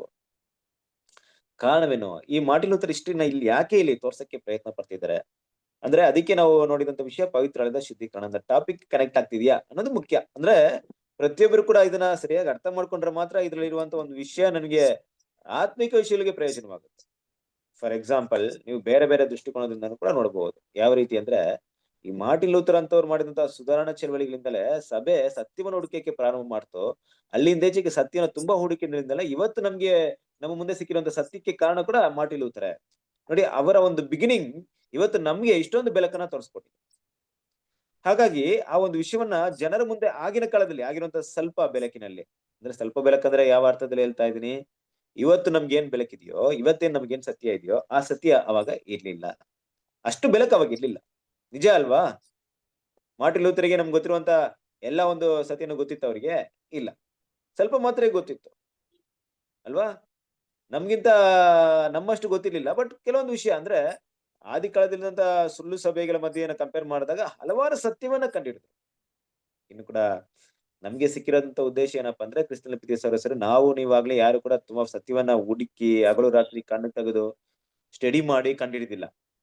ದೇವರು ಯಾರೋ ಮೂಲಕ ಅದನ್ನ ಕಂಡಿಡಿದ್ರು, ಅವ್ರ ಮೂಲಕ ನಮ್ಗೆ ತೋರಿಸ್ಕೊಟ್ರು, ನಾವು ಅದನ್ನ ಓದ್ವಿ, ನಮ್ಗೆ ಮನಸ್ಸಿಗೆ ಸರಿ ಅನಿಸ್ತು, ಹೌದಪ್ಪ ಇದೇ ಸತ್ಯ ಅಂದ್ಬಿಟ್ಟು ದೇವರ ಆತ್ಮದ ಮೂಲಕ ನಮ್ಗೆ ತಿಳಿಯಪಡಿಸೋದ್ರಿಂದ ನಾವು ಅದನ್ನ ಅಕ್ಸೆಪ್ಟ್ ಮಾಡಿದ್ವಿ. ಬಟ್ ಆಗಿನ ಕಾಲದಲ್ಲಿ ಮಾರ್ಟಿನ್ ಲೂಥರ್ನ ತಗೊಳ್ಳಿ, ಒಂದ್ ವ್ಯಕ್ತಿಯಾಗಿ ನಿಂತ್ಕೊಬೇಕಂದ್ರೆ ತುಂಬಾ ಕಷ್ಟ. ಅದಕ್ಕೆ ಆತನಿಗೆ ಅನುಯಾಯಿಗಳು ಜೊತೆಗಿರೋರು ಒಳ್ಳೆಯವರಾಗಿದ್ದಾಗ, ಅಂದ್ರೆ ಅದೇ ರೀತಿಯಾಗಿ ಮಾರ್ಟಿನ್ ಲೂಥರ್ ಕೂಡ ತುಂಬಾ ಫ್ರೆಂಡ್ಸ್ ಇದ್ರು. ಫ್ರೆಂಡ್ಸ್ ಏನ್ ಮಾಡಿದ್ರು? ತುಂಬಾ ಸಪೋರ್ಟ್ ಮಾಡಿದ್ರು ಅವರಿಗೆ. ತುಂಬಾ ಸಪೋರ್ಟ್ ಅಂದ್ರೆ ಏನಪ್ಪಾ ಅಂದ್ರೆ, ಈಗ ಯಾರಿಗಾದ್ರೆ ಸಹಾಯ ಮಾಡೋದ್ ಬೇರೆ ವಿಷಯ, ಇಲ್ಲಿ ಏನೋ ಸಪೋರ್ಟ್ ಅಂತ ಬಂದಾಗ ಅವರ ಪ್ರಾಣಕ್ಕೂ ಕೂಡ ಅಪಾಯ ಆಯ್ತು. ಮಾರ್ಟಿನ್ ಲೂಥರ್ಗೆ ಯಾರೆಲ್ಲ ಸಪೋರ್ಟ್ ಮಾಡಿದ್ರು ಅಂತ ಗೊತ್ತಾದ್ರೆ, ಮಾರ್ಟಿನ್ ಲೂಥರ್ಗೆ ಯಾರು ಈ ಕೆಲಸ ಮಾಡೋದಕ್ಕೆ ಖಂಡಿತ ಮನುಷ್ಯರ ಬೆಂಬಲವಿಲ್ಲದೆ ಅವರು ಇಷ್ಟು ದೊಡ್ಡ ವಿಷಯಗಳನ್ನ ಮಾಡಕ್ ಆಗ್ತಿಲ್ಲ. ದೇವರ ಒಂದು ಬಲ ಇದೆ, ದೇವರ ಆತ್ಮ ಇದೆ. ಆದ್ರೆ ದೇವರ ಆತ್ಮ, ದೇವರ ಬಲ ಎಲ್ಲ ಕೂಡ ದೇವರು ಯಾರ ಮೂಲಕ ಅದನ್ನ ನಡೆಸ್ತಾ ಇದ್ರು ಅಂದ್ರೆ ಮನುಷ್ಯ ಮಾತ್ರದವರ ಮೂಲಕ ನಡೆಸ್ತಾ ಇದ್ರು. ಇಲ್ಲಿ ಯಾರೇ ದೂತರು ಬರ್ಲಿಲ್ಲ, ಮತ್ತೆ ಯಾವುದೇ ಒಂದು ದೊಡ್ಡ ಶಕ್ತಿ ಏನೂ ಇಲ್ಲ, ಎಲ್ಲ ಮನುಷ್ಯರೇ. ಹಾಗಂತ ಅವರ ಫ್ರೆಂಡ್ಸ್ ಕೂಡ ಏನ್ ಮಾಡಿದ್ರು ಅಂದ್ರೆ ಆ ವಿಷಯವನ್ನ ಅರ್ಥ ಮಾಡ್ಕೊಂಡ್ರು. ಮೊದಲನೇದಾಗಿ ಮಾರ್ಟಿನ್ ಲೂಥರ್ ಹೇಳುವಂತ ವಿಷಯ ಎಷ್ಟು ಮಟ್ಟಿಗೆ ಅದು ಸರಿ ಇದೆ ಅನ್ನೋದು ಅರ್ಥ ಆಯ್ತು. ಅದಕ್ಕೆ ಜನರ ಮಧ್ಯದಲ್ಲಿ ಅದು ಒಳ್ಳೆ ರೆಸ್ಪಾನ್ಸ್ ಇತ್ತು. ಜನರು ಕೂಡ ಅದನ್ನ ಕರೆಕ್ಟ್, ಮಾರ್ಟಿನ್ ಲೂಥರ್ ಹೇಳೋದು ಸರಿ ಅನ್ನೋದ್ರ ಮಟ್ಟಿಗೆ ಏನ್ ಮಾಡಿದ್ರು, ಅದಕ್ಕೆ ವೆಲ್ಕಮ್ ಮಾಡಿದ್ರು. ಯಾವಾಗ ಅದಕ್ಕೆ ತುಂಬಾ ವೆಲ್ಕಮ್ ಇತ್ತು, ಯಾವಾಗ ಅದಕ್ಕೆ ಸ್ವಾಗತ ಮಾಡ್ತಿದ್ರು, ಆಗ ತುಂಬಾ ಜನ ಮಾರ್ಟಿನ್ ಲೂಥರ್ ಜೊತೆಗೆ ಸೇರ್ಕೊಂಡ್ರು ಅಲ್ವಾ. ಅವ್ರು ಕೂಡ ಆ ವಿಷಯವನ್ನ ಏನ್ ಮಾಡಿದ್ರು, ಕ್ಲಿಯರ್ ಆಗಿ ಅರ್ಥ ಮಾಡ್ಕೊಂಡ್ರು. ಹೌದು, ನೀವ್ ಹೇಳ್ತಾ ಇರೋದು ಕರೆಕ್ಟ್ ಅನ್ನೋ ರೀತಿಯಲ್ಲಿ ಅರ್ಥ ಮಾಡ್ಕೊಂಡ್ರು. ಅಲ್ಲಿಂದ ಈಚೆಗೆ ಅವರ ಸ್ಟ್ರೆಂತ್, ಅವರ ಬಲ ಎಷ್ಟು ದೊಡ್ಡದಾಯ್ತೋ, ಜನರು ಅದನ್ನ ಅರ್ಥ ಮಾಡ್ಕೊಳ್ಳುವಂತ ರೀತಿ ವಿಧಾನ ಕೂಡ ತುಂಬಾ ಚೆನ್ನಾಗಿತ್ತು. ಅಂದ್ರೆ ಯಾಕಂದ್ರೆ ಮಾರ್ಟಿನ್ ಲೂಥರ್ ಅದನ್ನ ತುಂಬಾ ಒಬ್ಬ ಒಳ್ಳೆ ದೇವರ ಸಂದೇಶಕನಂತೆ ಕ್ಲೀನ್ ಆಗಿ ಅದನ್ನ ಸ್ಪಷ್ಟವಾಗಿ ಜನರ ಮುಂದೆ ತಿಳಿಸಿದ್ರು ಕೂಡ. ಅದಕ್ಕೆ ಪ್ರಯಾಸ ಪಟ್ಟಿದ್ರು, ಸುಮ್ಮನೆ ಏನೋ ಮಾಡ್ತಾ ಇರ್ಲಿಲ್ಲ. ಖಂಡಿತವಾಗ್ಲೂ ತುಂಬಾ ಸ್ಟಡಿ ಮಾಡಿದ್ದಾರೆ ಮಾರ್ಟಿನ್. ಅದನ್ನೆಲ್ಲ ಮಾಡೋದ್ರಿಂದ ಏನಾಯ್ತು ಅಂದ್ರೆ ತುಂಬಾ ಅದು ಪ್ರಬಲವಾಯ್ತು. ತುಂಬಾ ಅಂದ್ರೆ ಆಕ್ಚುಲಿ ಅದರ ಒಂದು ಪ್ರಬಲತೆ ಎಲ್ಲಿ ಜಾಸ್ತಿ ಇತ್ತು ಅಂದ್ರೆ ಜರ್ಮನ್ ದೇಶದಲ್ಲಿ, ಯುರೋಪಿಯನ್ ದೇಶಗಳಲ್ಲಿ, ಜರ್ಮನ್ ತುಂಬಾ ಹೆಚ್ಚಾಗಿ ಪ್ರಬಲವಾಯ್ತು. ಯಾಕಂದ್ರೆ ಇದೆಲ್ಲ ಕೂಡ ದೇವರ ಯೋಚನೆ. ಅದನ್ನ ನಾವ್ ಎಲ್ಲಿ ನೋಡ್ತೀವಿ ಅಂದ್ರೆ ದಾನಿಯೇಲ 11ನೇ ಅಧ್ಯಾಯ 34 ಮತ್ತು 35 ವಾಕ್ಯವನ್ನು ನೋಡೋಣ. ದಾನಿಯೇಲ 11ನೇ ಅಧ್ಯಾಯ 34 ಮತ್ತು 35 ವಾಕ್ಯವನ್ನು ಓದಿ ಬೈಬಲ್ ನಲ್ಲಿ.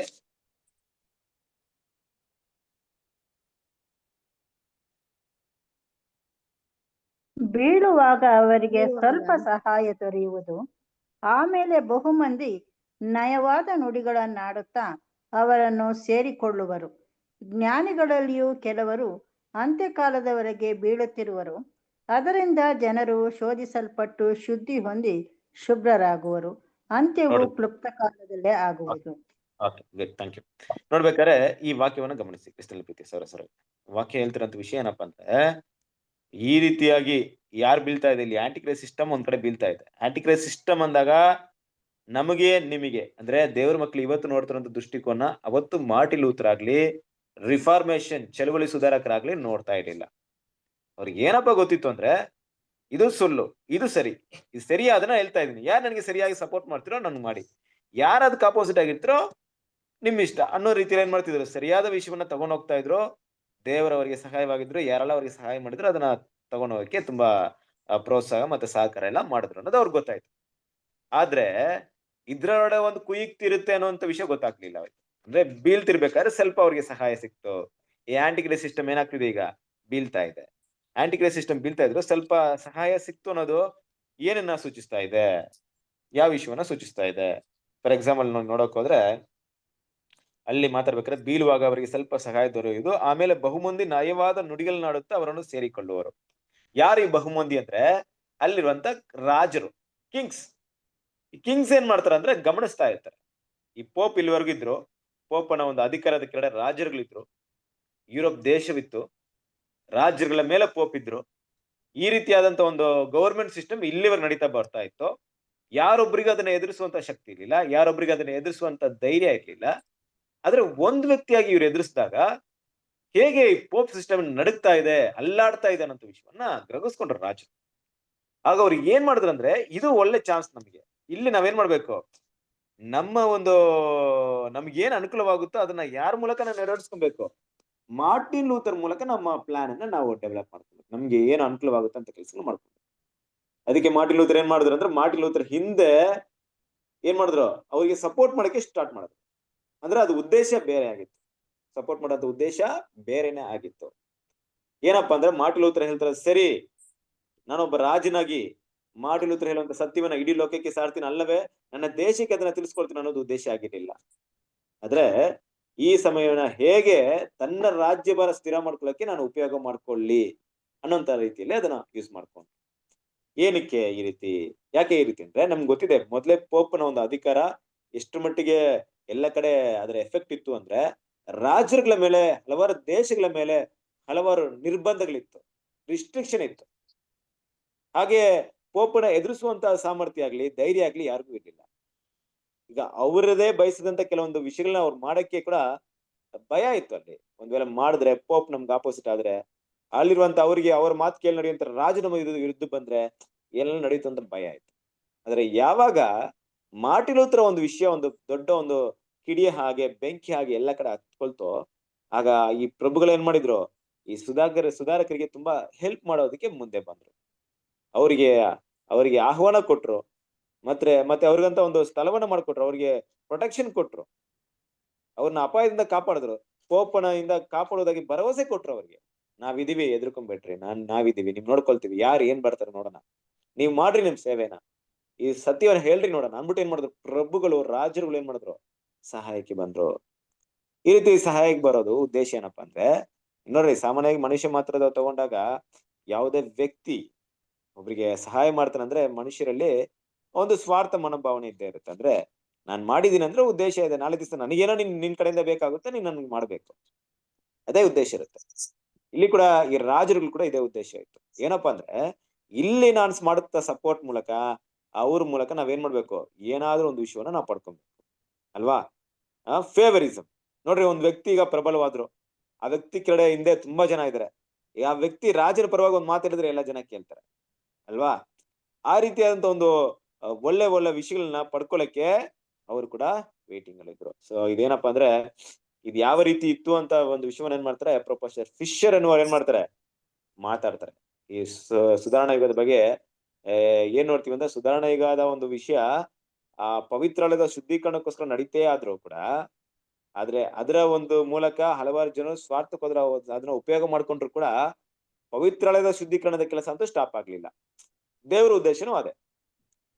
ದೇವರ ಮಕ್ಕಳದಲ್ಲಿ ಆ ಸುಧಾರಣೆ ಆಗುವಂತ ವಿಷಯ ಎಲ್ಲೂ ಸ್ಟಾಪ್ ಆಗಿಲ್ಲ. ದೇವ್ರ ಮಕ್ಕಳು ಅರ್ಥ ಮಾಡ್ಕೊಂಡ್ರು, ಆ ಸುಳ್ಳು ಏನಂದ್ಬಿಟ್ಟು ತಮ್ಮನ್ನ ಶುದ್ಧೀಕರಣ ಮಾಡ್ಕೊಂಡು ಶುರು ಮಾಡ್ಕೊಂಡ್ರು. ಆದ್ರೆ ಈ ಸಮಯವನ್ನ ಬೇರೆಯವರು ಸ್ವಾರ್ಥಕ್ಕೋಸ್ಕರ ಉಪಯೋಗ ಮಾಡ್ಕೊಂಡ್ರು ಕೂಡ ಈ ಒಂದು ಪವಿತ್ರಾಲಯದ ಶುದ್ಧೀಕರಣದಲ್ಲಿ ಯಾವುದೇ ಬದಲಾವಣೆ ಆಗ್ಲಿಲ್ಲ. ಅದನ್ನ ಪ್ರೊಫೆಸರ್ ಫಿಶರ್ ಅನ್ನುವರು ಏನ್ ಮಾಡ್ತಾರೆ, ಬರೀತಾರೆ. ಈ ಪ್ರೊಫೆಸರ್ ಫಿಶರ್ ಅಂದ್ರೆ ಆಗಿನ ಕಾಲದಲ್ಲಿ ಇದ್ದಂತ ಒಂದು ಇತಿಹಾಸಕಾರರು, ಆ ಒಂದು ವಿಷಯಗಳನ್ನ ಗಮನಿಸಿದವರು, ಅಲ್ಲಿರುವಂತ ಬದಲಾವಣೆಗಳನ್ನ ದೂರದೃಷ್ಟಿಯಲ್ಲಿ ನೋಡ್ತಾರೆ, ಯಾವ ರೀತಿಯಲ್ಲಿ ಇವತ್ತನ್ನೆಲ್ಲ ಮಾಡ್ತಾ ಇದ್ದಾರೆ. ಅವರ ಹೇಳಿಕೆ ಕೆಲವೊಂದು ಸಮಯದಲ್ಲಿ ಸತ್ಯವೇದ ವಾಕ್ಯಕ್ಕೆ ಅನುಗುಣವಾಗಿ ಮಾತಾಡಲ್ಪಟ್ಟಿರುತ್ತೆ. ಅಂತ ಪಾಯಿಂಟ್ ಮಾತ್ರ ಇವತ್ತು ನಾವು ಸ್ಟಡಿ ಮಾಡೋಣ, ಕಂಟಿನ್ಯೂ ಮಾಡೋಣ. ಓದ್ಲಾ ಬ್ರದರ್? ಹೌದು. ಈ ಸುಧಾರಣೆಯು ಧಾರ್ಮಿಕ ನಿರಂಕುಶಾಧಿಕಾರದ ಮೇಲಿನ ದಂಗೆ ಮಾತ್ರವಾಗಿರದೆ ರಾಜಕೀಯ ನಿರಂಕುಶಾಧಿಕಾರದ ಮೇಲಿನ ದಂಗೆಯೂ ಸಹ ಆಗಿತ್ತೆಂಬುದನ್ನು ನಾವು ಮರೆಯಬಾರದು. ಮತ್ತು ಸುಧಾರಣೆಯ ಎರಡು ವರ್ಗದವರನ್ನು ಹೆಚ್ಚು ಕಡಿಮೆ ಸಹಾನುಭೂತಿ ಮತ್ತು ಸಹಕಾರಕ್ಕೆ ತರಲಾಯಿತು. ಈ ಸುಧಾರಣಾ ಯುಗದ ಬಗ್ಗೆ ಪ್ರೊಫೆಸರ್ ಫಿಶರ್ ಎಂಬುವರು ಹೇಳುವುದೇನೆಂದರೆ, ಸ್ವಿಟ್ಜರ್ಲೆಂಡ್ ಒಂದ್ ನಿಮಿಷ ಇಲ್ಲಿ ನೋಡ್ಬೇಕಾದ್ರೆ ದೇವ್ರ ಮಕ್ಕಳು ಒಂದ್ ವಿಷಯ, ನಿಮ್ಗೆ ಕ್ರಿಶ್ಚಿಯನ್ ಕ್ರೂಸೈಡ್ಸ್ ಅನ್ನೋ ವಿಷಯನ ಕೂಡ ನೀವು ಚರಿತ್ರೆ ಓದಿರ್ತೀರ. ಅಂದ್ರೆ ತುಂಬಾ ವಾರ್ಸ್ ಕೂಡ ನಡೆಯಿತು, ಎರಡು ಕ್ರೈಸ್ತರ ಪಂಗಡಗಳ ಮಧ್ಯೆ, ವಿರುದ್ಧ ನಂಬಿಕೆ ಇರುವ ಮಧ್ಯದಲ್ಲಿ ಯುದ್ಧಗಳು ಕೂಡ ಏನು ಮಾಡುತ್ತು, ನಡೀತು ಅಲ್ವಾ. ಇದರಿಂದ ತುಂಬಾ ಬದಲಾವಣೆ, ತುಂಬಾ ಸಾವು ನೋವು ಕೂಡ ಏನಾಯ್ತು, ಸ್ಟಾರ್ಟ್ ಆಯ್ತು. ಅಂದ್ರೆ ಇಲ್ಲಿ ಎರಡು ಪಾರ್ಟ್ ಆಯ್ತು. ಮೊದಲು ಇರೋರ್ಗು ಒಂದು ರೋಮನ್ ಕ್ಯಾಥಲಿಕ್ ಮಾತ್ರ ಆಯ್ತು, ಪೋಪಸಿ ಸಿಸ್ಟಮ್, ಅವರ ಬೋಧನೆ, ಅದಕ್ಕೆ ಒಳಪಟ್ಟ ಜನರು ಮಾತ್ರ ಆಯ್ತು. ಈಗ ಎರಡು ಜನ ಬಂದ್ಬಿಡ್ತು, ಅದಕ್ಕೆ ಸಮ ಆಗ್ಬಿಡ್ತು ಕೂಡ. ಎಷ್ಟು ಜನ ರೋಮನ್ ಕ್ಯಾಥಲಿಕ್ ಇದಾರೆ ಅಷ್ಟ್ರ ಮಟ್ಟಿಗೆ ಪ್ರೊಟೆಸ್ಟೆಂಟ್ ಕೂಡ ಬಂದ್ಬಿಟ್ರಿ. ನೋಡ್ರಿ, ಅದ ಅಷ್ಟು ಈಸಿ ಅಲ್ಲ ಅಲ್ವಾ. ಒಂದು ಸಿಸ್ಟಮ್ ನ ತಂದು ಒಂದು ಸ್ಟ್ರಾಂಗ್ ಆಗಿ ಬೆಳೆದಿರುವಂತ ಒಂದು ಬಿಲ್ಡಿಂಗ್ ನ ಅದನ್ನ ಕೆಳಗಡೆ ಉಳಿಸಿ ಇನ್ನೊಂದು ಬಿಲ್ಡಿಂಗ್ ಅಲ್ಲಿ ಬರ್ಬೇಕಂದ್ರೆ ಎಷ್ಟು ಕಷ್ಟ ಇದೆ. ಇಲ್ಲಿ ಕೂಡ ಅದೇ ರೀತಿ ಆಗಿತ್ತು. ಒಂದು ಸ್ಟೋರಿ ಹೇಳ್ತವಲ್ಲ, ಒಂದು ವಿಷಯ ಏನಪ್ಪಾ ಅಂದ್ರೆ, ಈಗ ಒಂದು ದೊಡ್ಡ ಹೋಟ್ಲ್, 5 ಸ್ಟಾರ್ ಹೋಟ್ಲ್ ಇದೆ ಅಂತ ಇಟ್ಕೊಳ್ಳಿ. ತುಂಬಾ ಶ್ರೀಮಂತರು ಮಾತ್ರ ಅಲ್ಲಿ ಬರ್ತಾ ಇರ್ತಾರೆ. ಅಲ್ಲಿ ಎದುರುಗಡೆ ಒಂದು ಪೆಟ್ಟಿ ಅಂಗಡಿ, ಏನೋ ಈ ಬೀದಿ ಬರಿಯಲ್ಲಿ ಮಾಡ್ತಾರಲ್ವಾ, ಊಟ, ಅನ್ನ ಸಾಂಬಾರ್ ಎಲ್ಲ ನನ್ಗೆ ಗೊತ್ತಲ್ಲ ನನ್ಗೆ. ಆತರ ಒಂದು ಹೋಟ್ಲ್ ಹಾಕಿರೋದ್ರಿಂದ ಆ ಒಂದು ದೊಡ್ಡ 5 ಸ್ಟಾರ್ ಹೋಟ್ಲಿಗೆ ಲಾಸ್ ಆಗ್ಬಿಡುತ್ತಾ? ಯಾವಾಗ್ಲೂ ಲಾಸ್ ಆಗಲ್ಲ. ಅವನ ಅದನ್ನ ಕೇರು ಮಾಡ್ಕೊಳಲ್ಲ. ಯಾಕೆಂದ್ರೆ ಅವನ್ ಪಾಡ್ಗೆ ಅವನ 5 ರೂಪಾಯಿ 10 ರೂಪಾಯಿ 20 ರೂಪಾಯಿ ಏನೋ ಒಂದು ಬಿಸ್ನೆಸ್ ಮಾಡ್ಕೊಂಡು ಹೋಗ್ತಾನೆ, ಒಂದು ತಳ್ಳೋ ಗಾಡಿಯಲ್ಲಿ ಮಾಡ್ಕೊಂಡು ಹೋಗ್ಲಿ. ನಂದು ಕೋಟಿ ಅಂತ ಲಕ್ಷಾಂತರ ವ್ಯವಹಾರ ಇದೆ, ನನ್ಗೆ ಬರುವಂತ ಕಸ್ಟಮರ್ಸ್ ಎಲ್ಲ ದೊಡ್ಡ ಅಗರ್ಭ ಶ್ರೀಮಂತರಾಗಿರ್ತಾರೆ, ಅವನಿಗೂ ನನಗೇನಪ್ಪಾ ಅನ್ನೋ ರೀತಿಯಲ್ಲೇ ಸ್ಟಾರ್ಟಿಂಗ್ ಅಲ್ಲಿ ಇತ್ತು. ಯಾರಿಗೆ? ಈ ಪೋಪ್ಗೆ ಮಾರ್ಟಿನ್ ಲೂಥರ್ ಚಳುವಳಿನ ತಗೊಂಡ. ಆದ್ರೆ ಅದೇ ಪೆಟ್ಟಿಗೆ ಅಂಗಡಿಯವನು ಒಂದ್ ದಿವಸ ಅದೇ ಒಂದು ತಳ್ಳಗಾಡಿಯಲ್ಲಿ ಬಂದಂತ ಒಂದು ವ್ಯಾಪಾರ ಮಾಡಿ ಕೊನೆಗೆ ಅವ್ರ ಆಪೋಸಿಟ್ ಅಲ್ಲೇ ಅದೇ ತರ ಒಂದು 5 ಸ್ಟಾರ್ ಹೋಟ್ಲ್ ಕಟ್ಬಿಟ್ರೆ ಹೆಂಗಿರುತ್ತೆ? ಆ ರೀತಿ ಆಗ್ಬಿಡ್ತೀವಿ. ಅಂದ್ರೆ ಎರಡು ಸಮ ಆಗ್ಬಿಡ್ತು ನೋಡಿ. ಎಕ್ಸ್ಪೆಕ್ಟ್ ಮಾಡಿರ್ಲಿಲ್ಲ ಅಷ್ಟ್ರ ಮಟ್ಟಿಗೆ ಪ್ರೊಟೆಸ್ಟೆಂಟ್ ಒಂದು ಈ ಸುಧಾರಣಾ ಚಳವಳಿ ಬೆಳೆಯುತ್ತೆ ಅನ್ಬಿಟ್ಟು. ಅದ್ರ ಬಗ್ಗೆ ಏನ್ ಮಾಡ್ತಾ ಇದ್ರು ಅಂದ್ರೆ, ಇಲ್ಲಿ ಪ್ರೊಫೆಸರ್ ಫಿಶರ್ ಅನ್ನುವಂತ ಹೇಳುವಂತ ಕೆಲವೊಂದು ಹೇಳಿಕೆಗಳನ್ನ ನೋಡೋಣ, ಓದಿ. ಸ್ವಿಟ್ಜರ್ಲ್ಯಾಂಡಿನ ಬಗ್ಗೆ ಒಬ್ಬ ಕ್ರೈಸ್ತ ಸಭೆಯ ಸುಧಾರಕನಾಗಿ ಸಿಂಗ್ಲಿಯ ಪರಿಶ್ರಮವು ಸ್ವಿಟ್ಜರ್ಲ್ಯಾಂಡಿನ ನೀತಿ ಮತ್ತು ರಾಜಕೀಯ ಪುನರ್ ಸಂಘಟನೆಗಾಗಿರುವ ಆತನ ರಾಷ್ಟ್ರ ಭಕ್ತಿ ಉತ್ಸಾಹದೊಡನೆ ಬೆರೆತು ಹೋಗಿತ್ತು. ಇಲ್ಲಿ ಕೆಲವೊಂದು ಪಾಯಿಂಟ್ ನೋಡೋಣ. ನೋಡಿ, ಈಗ ಈ ಒಂದು ರಿಫರ್ಮೇಶನ್ ಬಂತಲ್ಲ, ರಿಫರ್ಮೇಶನ್ ಬರ್ಬೇಕಾದ್ರೆ ಈ ರಿಫರ್ಮೇಶನ್ ನ ಮಾರ್ಟಿನ್ ಲೂಥರ್ ಸ್ಟಾರ್ಟ್ ಮಾಡಿದ್ರು ಕೂಡ, ಮಾರ್ಟಿನ್ ಲೂಥರ್ ಒಂದು ವಿಷಯವನ್ನ ಅರ್ಥ ಮಾಡ್ಕೊಂಡಂತ ಕೆಲವರು ಅದನ್ನ ಎಷ್ಟರ ಮಟ್ಟಿಗೆ ಸ್ಪಷ್ಟವಾಗಿ ಅರ್ಥ ಮಾಡ್ಕೊಂಡ್ರು, ಅವರಲ್ಲಿ ಅನೇಕರು ಅವ್ರದೇ ಆದಂತ ದೇಶಗಳಲ್ಲಿ ಕೆಲವೊಂದು ಸುಧಾರಣೆ ತಂದ್ಬಿಟ್ರು. ನೋಡಿ, ಇಲ್ಲಿ ಝಿಂಗ್ಲಿ ಅನ್ನೋಂಥವ್ರು ಒಬ್ರು ಇದಾರೆ ಅಲ್ವಾ, ಅಲ್ಡ್ರಿಚ್ ಝಿಂಗ್ಲಿ ಅನ್ನೋರು. ಅವ್ರು ಏನ್ ಮಾಡಿದ್ರು ಅಂದ್ರೆ ಸ್ವಿಟ್ಜರ್ಲ್ಯಾಂಡ್ ಅಲ್ಲಿ ಏನ್ ಮಾಡಿದ್ರು, ಈ ಒಂದು ಬದಲಾವಣೆನ ತರಕ್ ಶುರು ಮಾಡಿದ್ರು ಅಲ್ವಾ. ಸೊ ಅಲ್ಲೇನಾಯ್ತು, ಸ್ವಿಟ್ಜರ್ಲ್ಯಾಂಡ್ ಅಲ್ಲಿ ಅಲ್ಲಿರುವಂತ ಪ್ರೊಟೆಸ್ಟಾಂಟ್ ಮತಕ್ಕೆ ವಿರುದ್ಧವಾಗಿ, ಪ್ರೊಟೆಸ್ಟಾಂಟ್ ಅಂದ್ರೆ ಪೋಪೋ ಸಿಸ್ಟಮ್ ಎಲ್ಲಾ ಬೆರ್ತಿತ್ತು, ಪೋಪೋ ಸಿಸ್ಟಮ್ ಇತ್ತೋ ಇಲ್ಲ ತಪ್ಪಾದ ಬೋಧನೆಗಳನ್ನು ತುಂಬಿರುವಂತ ಕ್ರೈಸ್ತರು ಇದ್ರು, ಅದೆಲ್ಲ ಕಡೆ ಏನ್ ಮಾಡಿದ್ರು, ಅಲ್ಲಿ ಏನ್ ಮಾಡಿದ್ರು, ಆ ಒಂದು ಹೊಸ ಸಿದ್ಧಾಂತನ, ಈ ಸುಧಾರಣಾ ಚಳುವಳಿನ ಅಲ್ಲಿ ಕೂಡ ಏನ್ ಮಾಡಿದ್ರು, ತರಕ್ಕೆ ಶುರು ಮಾಡಿದ್ರು ಅಲ್ವಾ. ಇದು ಸ್ವಿಟ್ಜರ್ಲ್ಯಾಂಡ್ ಅಲ್ಲಿ ನಡೆದಿರುವಂತ ವಿಷಯ. ನೆಕ್ಸ್ಟ್ ಕಂಟಿನ್ಯೂ ಮಾಡಿ. ಜಾನ್ ಕ್ಯಾಲ್ವಿನ್ನನ ಕಾಲ ಮತ್ತು ಜಿನೀವಾ ಸರ್ಕಾರದ ಬಗ್ಗೆ. ಧರ್ಮೋಪದೇಶಕ ಕ್ರಾಂತಿಯು ನಾಗರಿಕವನ್ನು ಅನುಸರಿಸಿತು. ಪ್ರೊಟೆಸ್ಟಾಂಟ್ ಧರ್ಮವು ಕಾನೂನಾತ್ಮಕವಾಗಿ 1535ರಲ್ಲಿ ಸ್ಥಾಪಿತವಾಯಿತು. ಕಾಲ್ವಿನ್ನನು ವಾಸ್ತವಿಕವಾಗಿ ಆ ನಗರದ ನ್ಯಾಯ ನೀಡುವನಾದನು. ಅದೊಂದು ಧರ್ಮೋಪದೇಶಕರ ರಾಜ್ಯವಾಗಿತ್ತು. ಓಕೆ, ಇಲ್ಲಿ ಜಾನ್ ಕೆಲ್ವಿನ್ ಅಂತವ್ರು ಇನ್ನೊಬ್ರು ಅಲ್ವಾ. ಸೊ ಇಲ್ಲಿ ಕಾಲ್ ನೋಡ್ಬೇಕಾದ್ರೆ ಕೆಲ್ವಿನ್ ಒಂದು ಸಿದ್ಧಾಂತ ಕೂಡ ಹೇಗಪ್ಪ ಅಂದ್ರೆ, ಇದು ಸಿದ್ಧಾಂತ ಅಂದ್ರೆ ಸುಧಾರಣೆ ಹೇಗಪ್ಪ ಅಂದ್ರೆ, ಇದೇ ಮಾರ್ಟಿನ್ ಲೂಥರ್ ಕಾಲದಲ್ಲಿ ನೋಡ್ರಿ. ಇದೆಲ್ಲ ಯಾವ ರೀತಿ ನಾವು ನೋಡ್ಬೋದಂದ್ರೆ, ಎಲ್ರ ಮನ್ಸಲ್ಲೂ ಒಂದು ವಿಷಯ ಹೋಗ್ತಾ ಇರುತ್ತೆ, ಏನಪ್ಪಾ ಅಂದ್ರೆ ಈ ಪೋಪಸಿ ಮಾಡೋದು ತಪ್ಪು, ಆದ್ರೆ ಯಾರಾದ್ರೂ ಒಬ್ರು ಸ್ಟಾರ್ಟ್ ಮಾಡ್ಬೇಕು, ಸ್ಟಾರ್ಟ್ ಮಾಡಿದ್ರೆ ಎಲ್ಲ ಒಟ್ಟು ಕುಡ್ಕೊಂಡ್ಬಿಡ್ತಾರೆ ಆ ರೀತಿ. ಈ ಒಂದು ಕೆಲ್ವಿನ್ ಒಂದು ಕಾಲ ಕೂಡ ಅದೇ ಒಂದು ಸಮಯದಲ್ಲಿ ಇತ್ತು. ಆಕ್ಚುಲಿ ನೋಡ್ಬೇಕಾದ್ರೆ ಇವ್ರೇನ್ ಮಾಡ್ತಾರೆ ಅಂದ್ರೆ, ಈ ಜಿನಿವಾ ಅನ್ನೋ ಪ್ಲೇಸ್ ಅಲ್ಲಿ ಏನ್ ಮಾಡ್ತಾರೆ, ಕೆಲವೊಂದು ವಿಷಯಗಳನ್ನ ಕಲ್ತಾ ಇರ್ತಾರೆ. ಮತ್ತೆ ಜರ್ಮನಿ, ಫ್ರಾನ್ಸ್ ಅನ್ನೋಂತ ಕಡೆಯಲ್ಲಿ ಏನ್ ಮಾಡ್ತಾರೆ ಅಂದ್ರೆ, ಇವರ ಒಂದು ಕೆಲಸಗಳು ಅಭಿವೃದ್ಧಿ ಆಗುತ್ತೆ. ಯಾಕಂದ್ರೆ ಮಾರ್ಟಿನ್ ಲೂಥರ್ ಒಬ್ಬರೇ ಇದನ್ನ ಮಾಡಕ್ಕಾಗಲ್ಲ, ಅವರನ್ನ ಹಿಂಬಾಳುವಂತ ಸ್ನೇಹಿತರಿರ್ಬೋದು, ಆತನ ಬೋಧೆಗಳನ್ನ ಅಕ್ಸೆಪ್ಟ್ ಮಾಡುವಂತ ಜನರು ಇರ್ಬೋದು, ಅದರಲ್ಲಿ ತುಂಬಾ ಪ್ರಬಲವಾದವರು. ಮಾರ್ಟಿನ್ ಲೂಥರ್ ರೀತಿಯಲ್ಲಿ ತುಂಬಾ ಸ್ಟ್ರಾಂಗ್ ಆಗಿ ನಿಂತ್ಕೊಳ್ಳುವಂತವ್ರು ಯಾರಿದ್ರು, ಅವರೆಲ್ಲ ಏನ್ ಮಾಡಿದ್ರು, ಒಂದು ಕ್ರಾಂತಿಕಾರಿ ಬದಲಾವಣೆಗಳನ್ನ ಎಲ್ಲ ಕಡೆಗೆ ತಂದ್ರು. ಅದ್ ಮಾತ್ರವಲ್ಲ ನೋಡಿ, ಪ್ರೊಟೆಸ್ಟಾಂಟ್ ನ ಒಂದು ಲೀಗಲ್ ಆಗಿ ಏನ್ ಮಾಡಿದ್ರು, ಅಲ್ಲಿ ಎಸ್ಟಾಬ್ಲಿಷ್ಮೆಂಟ್ ಮಾಡಿದ್ರು. ನೋಡಿ, ಇದು ನಮ್ದು ಧರ್ಮ, ಇದೊಂದು ಧರ್ಮ, ಇದು ಹೇಗೆ ರೋಮನ್ ಕೆಥಲಿಕ್ ಇದೆಯೋ ಅದೇ ತರ ಪ್ರೊಟೆಸ್ಟಾಂಟ್ ಕೂಡ ಇರ್ಬೇಕು ಅನ್ನೋದ್ ರೀತಿಲಿ ಅದನ್ನ ತರೋ ಮಟ್ಟಿಗೆ ಏನ್ ಮಾಡಿದಾರೆ, ಹೋರಾಡಿದ್ದಾರೆ ಯಾರು, ಜಾನ್ ಕೆಲ್ವಿನ್. ನೋಡ್ರಿ ಎಷ್ಟ್ರ ಮಟ್ಟಿಗೆ ಧೈರ್ಯ ಇದ್ದಿರ್ಬೋದು ಅವ್ರಿಗೆಲ್ಲ ಅಲ್ವಾ. ಇದನ್ನೆಲ್ಲ ಏನ್ ನೋಡ್ತೀವಿ ಅಂದ್ರೆ, ಈ ಜಾನ್ ಕೆಲ್ವಿನ್ ಇರ್ಬೋದು, ಈ ಝಿಂಗ್ಲಿ ಇರ್ಬೋದು, ಇವರೆಲ್ಲ ಕೂಡ ಮಾರ್ಟಿನ್ ಲೂಥರ್ ಅಷ್ಟೇ ಪ್ರಯಾಸ ಪಟ್ಟವ್ರು ಕೂಡ. ಅವ್ರ ಬಗ್ಗೆ ಅಷ್ಟಾಗಿ ಮಾತಾಡಕ್ ಬರ್ಲಿಲ್ಲ ಅಲ್ಲಿ, ನಾವು ಚರಿತ್ರೆ ಅವ್ರ ಬಗ್ಗೆ ನಮ್ಗೆ ಅವ್ರ ಹೆಸರುಗಳು ಅಷ್ಟಾಗಿ ಕಾಣ ಸಿಗಲ್ಲ. ಆದ್ರೆ ಇವರು ಅವರದೇ ಆದಂತ ಪ್ರಾಂತ್ಯಗಳಲ್ಲಿ ಅಷ್ಟೇ ಒಂದ್ ಏನ್ ಮಾಡಿದ್ರೆ, ಈ ಸುವಾರ್ತೆ ಸತ್ಯಕ್ಕೋಸ್ಕರ ಕಷ್ಟಗಳನ್ನ ಏನ್ ಮಾಡಿದ್ರೆ, ಪಟ್ಟಿದ್ರೆ. ಸುವಾರ್ತೆ ಸಾರೋದಕ್ಕೆ ತುಂಬಾ ಒಂದು ವೈರಾಗ್ಯದಿಂದ ಅದನ್ನ ಮಾಡು ಕೂಡ ತೋರಿಸಿದಾರೆ ಅನ್ನೋದನ್ನ ನೋಡ್ಬಹುದು. ನೆಕ್ಸ್ಟ್ ಸ್ಕ್ಯಾಂಡಿನೇವಿಯಾದಿಂದ ಬಗ್ಗೆ. ಸ್ಕ್ಯಾಂಡಿನೇವಿಯಾದ ದೇಶಗಳಲ್ಲಿ ಚಕ್ರಾಧಿಪತಿಯ ಅಧಿಕಾರವನ್ನು ಸುಧಾರಣೆ ಮೂಲಕ ಕಟ್ಟಲಾಯಿತು. ಓಕೆ, ಸ್ಕ್ಯಾಂಡಿನೇವಿಯಾದ ಒಂದು ದೇಶಗಳಲ್ಲಿ ಚಕ್ರಾಧಿಪತಿ ಅಧಿಕಾರವನ್ನ ಏನ್ ಮಾಡಿದಾರೆ ನೋಡ್ರಿ. ಈ ಸುಧಾರಣೆ ಬಂದು ರಾಜ್ಯಗಳನ್ನೇ ಕೆಡವಾಕಿದೆ. ಅಂದ್ರೆ ಒಂದು ಪೊಲಿಟಿಕಲ್ ಪವರ್ ಏನ್ ಮಾಡ್ತು ಅಂದ್ರೆ, ಒಂದು ರಿಲಿಜಿಯಸ್ ಪವರ್ ಬೀಳ್ಸಿದೆ ಅಂದ್ರೆ ಎಷ್ಟ್ರ ಮಟ್ಟಿಗೆ ಎಫೆಕ್ಟ್ ಇರ್ಬೇಕು ಅಲ್ವಾ. ಒಂದ್ ವೇಳೆ ಸ್ಕ್ಯಾಂಡಿನೇವಿಯಾದ ಒಂದು ಚಕ್ರಾಧಿಪತಿ ಹೇಗಿರ್ಬೇಕಂದ್ರೆ, ಒಂದ್ ವೇಳೆ ಪೋಪಿಗೆ ತುಂಬಾ ಸಪೋರ್ಟ್ ಆಗಿರ್ಬೋದು, ಆಗ ಜನರಲ್ಲಿ ಅದರಲ್ಲಿ ಇರುವಂತ ಹಲವಾರು ಪ್ರಜೆಗಳು ಯಾವಾಗ ಪ್ರೊಟೆಸ್ಟೆಂಟ್ ನ ಅಕ್ಸೆಪ್ಟ್ ಮಾಡಿದ್ರು, ಈ ಸುಧಾರಣಾ ಚಳುವಳಿನ ಅಕ್ಸೆಪ್ಟ್ ಮಾಡಕ್ ಸ್ಟಾರ್ಟ್ ಮಾಡಿದ್ರು, ಅವಾಗ ಯಾರು ಕೂಡ ಕಷ್ಟವಾಗಿತ್ತು, ಅಲ್ಲಿರುವಂತ ಅಧಿಕಾರ ವರ್ಗದವರು ಕೂಡ ಎಫೆಕ್ಟ್ ಆಗ್ಬಿಡ್ತು. ಅದನ್ನ ಏನ್ ಮಾಡಿದ್ರು, ಅದನ್ನು ಕೂಡ ಇಳಿಸುವಂತ ಮಟ್ಟಿಗೆ ಹೋಯ್ತು ಅಂತ ನೋಡ್ತೀವಿ. ನೆಕ್ಸ್ಟ್ ಕಂಟಿನ್ಯೂ ಮಾಡಿ. ಡೆನ್ಮಾರ್ಕ್ ಬಗ್ಗೆ. ನೂತನ ಪ್ರೊಟೆಸ್ಟಾಂಟ್ ಸಿದ್ಧಾಂತವು ದೇಶಕ್ಕೆ ಬಂದಿದ್ದು ಅದು ವ್ಯಾಪಿಸುತ್ತಿತ್ತು. ದೇವಾಲಯದ ಕ್ಯಾಥೋಲಿಕ್ ಸ್ವತ್ತುಗಳನ್ನು ಬಯಸುತ್ತಿದ್ದ ಗಣ್ಯರು ಅದನ್ನು ಸಮರ್ಥಿಸಿಕೊಂಡರು. ನೋಡಿದ್ರಾ, ನೋಡಿ ಡೆನ್ಮಾರ್ಕ್ ಏನಪ್ಪಾ ಅಂದ್ರೆ, ಈ ಒಂದು ಪ್ರೊಟೆಸ್ಟಾಂಟ್ ಅಂದ್ರೆ ಮಾರ್ಟಿನ್ ಲೂಥರ್ ಉಪದೇಶದಿಂದ ಬಂದಂತ ಈ ಸಿದ್ಧಾಂತವನ್ನ ಏನ್ ಮಾಡಿದ್ರು ಅಂದ್ರೆ, ಅವರು ತುಂಬಾ ಬೇಗ ಸ್ಪ್ರೆಡ್ ಆಗ್ಬಿಡ್ತು. ಆದ್ರೆ ಇದನ್ನ ತುಂಬಾ ಜನ ಅಕ್ಸೆಪ್ಟ್ ಮಾಡಿದ್ರು. ಯಾರು ನೋಡ್ರಿ, ಈಗ ಈ ಕ್ಯಾಥಲಿಕ್ ಆಗಿರುವಂತ ಕೆಲವೊಂದು ಪ್ಲೇಸಸ್ ಇರುತ್ತೆ, ನೀವೆಲ್ಲ ನೋಡಿರ್ತೀರಲ್ವಾ. ಕೆಲವೊಂದು ಸ್ಕೂಲ್ ಇವತ್ತು ಕೂಡ ಎಷ್ಟೋ ಇದೆ ಅವ್ರದ್ದು ಟ್ರೆಜರ್ಸ್ ಎಷ್ಟಿದೆ ಅಂದ್ರೆ ಅಷ್ಟು ಮಟ್ಟಿಗೆ ಇದೆ. ಈ ಕೆಲವೊಂದು ಬೆಂಗಳೂರೆಲ್ಲ ನೀವು ಬಂದ್ಬಿಟ್ರೆ ಕೆಲವೊಂದು ಪ್ಲೇಸಸ್ ಎಷ್ಟು ದೊಡ್ಡ ಒಂದು ಕಾಂಪೌಂಡ್ ಇರುತ್ತೆ ಅಂದ್ರೆ, ಅದು ಒಳಗಡೆ ಏನ್ ನಡೀತು ಅಂತಾನೆ ಗೊತ್ತಾಗಲ್ಲ, ಅಷ್ಟು ದೊಡ್ಡ ಪ್ಲೇಸ್ ನ ಕವರ್ ಮಾಡಿರ್ತಾರೆ ಅವರು.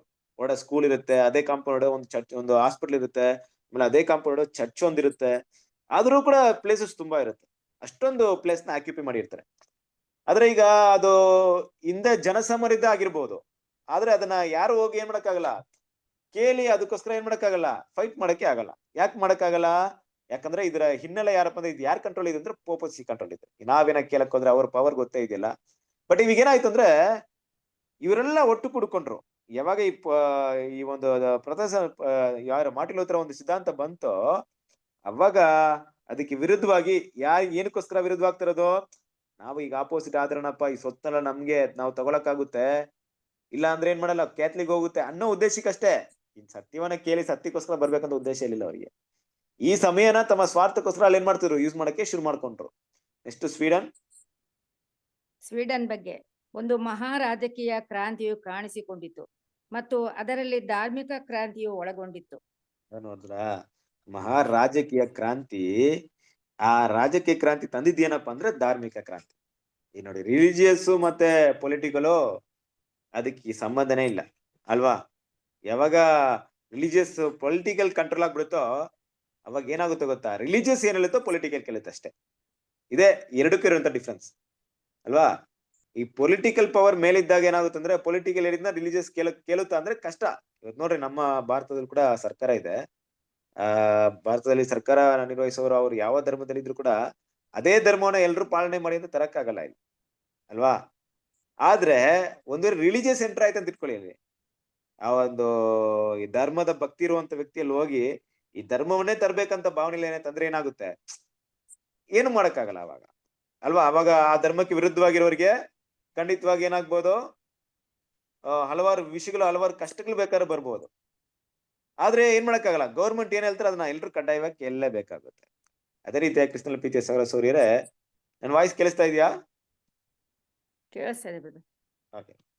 ಅದೇ ರೀತಿಯಾಗಿ ಏನಾಯ್ತು ಅಂದ್ರೆ, ಇಲ್ಲಿ ಕೂಡ ಏನಾಯ್ತು, ಒಂದು ಧರ್ಮ ಕಂಪ್ಲೀಟ್ ರಾಜಕೀಯ ಸ್ವೀಡನ್ ಅಲ್ಲಿ ಚೇಂಜ್ ಆಯ್ತು. ಯಾವ ಧರ್ಮ ಅಂದ್ರೆ ಈ ಒಂದು ಮಾರ್ಟಿನ್ ಲೂಥರ್ ಬೋಧನೆ. ನೆಕ್ಸ್ಟ್ ಜರ್ಮನಿಯ ಬಗ್ಗೆ ಪ್ರೊಟೆಸ್ಟಾಂತ ಅರಸರ ವಿರುದ್ಧವಾದ ಬೆದರಿಕೆಯು ಪರಸ್ಪರ ರಕ್ಷಣೆಗಾಗಿ ಲೀಗೋ ಆಫ್ ಸ್ಮಾಲ್ ಕಾರ್ಡ್ ಎಂಬುದನ್ನು ಸ್ಥಾಪಿಸಿಕೊಳ್ಳಲು ಪ್ರೇರೇಪಿಸಿತು. ಲೂಥರರುಗಳ ಮೇಲೆ ಯಾವುದೇ ದಮನಕಾರಿ ಕ್ರಮಗಳನ್ನು ತೆಗೆದುಕೊಳ್ಳಲು ಸಾಧ್ಯವಾಯಿತು. 1555ರ ಡಯಟ್ ಆಫ್ ಅಗಸ್ಬರ್ಗ್ ನಲ್ಲಿ ಧಾರ್ಮಿಕ ಶಾಂತಿಯನ್ನು ನಿರ್ಧರಿಸಲಾಯಿತು. ಪ್ರತಿಯೊಬ್ಬ ಅರಸನು ಕ್ಯಾಥೋಲಿಕ್ ಧರ್ಮ ಮತ್ತು ಸುಧಾರಕರುಗಳ ಅಗಸ್ಟಿನ್ ಕನ್ಫೆಷನ್ ಇವುಗಳಲ್ಲಿ ಒಂದನ್ನು ಆಯ್ಕೆ ಮಾಡಿಕೊಳ್ಳುವುದಕ್ಕೆ ಅನುಮತಿ ನೀಡಲಾಯಿತು ಮತ್ತು ಅರಸನ ಧರ್ಮವು ಆತನು ಆಳುವ ದೇಶದ ಧರ್ಮವಾಯಿತು.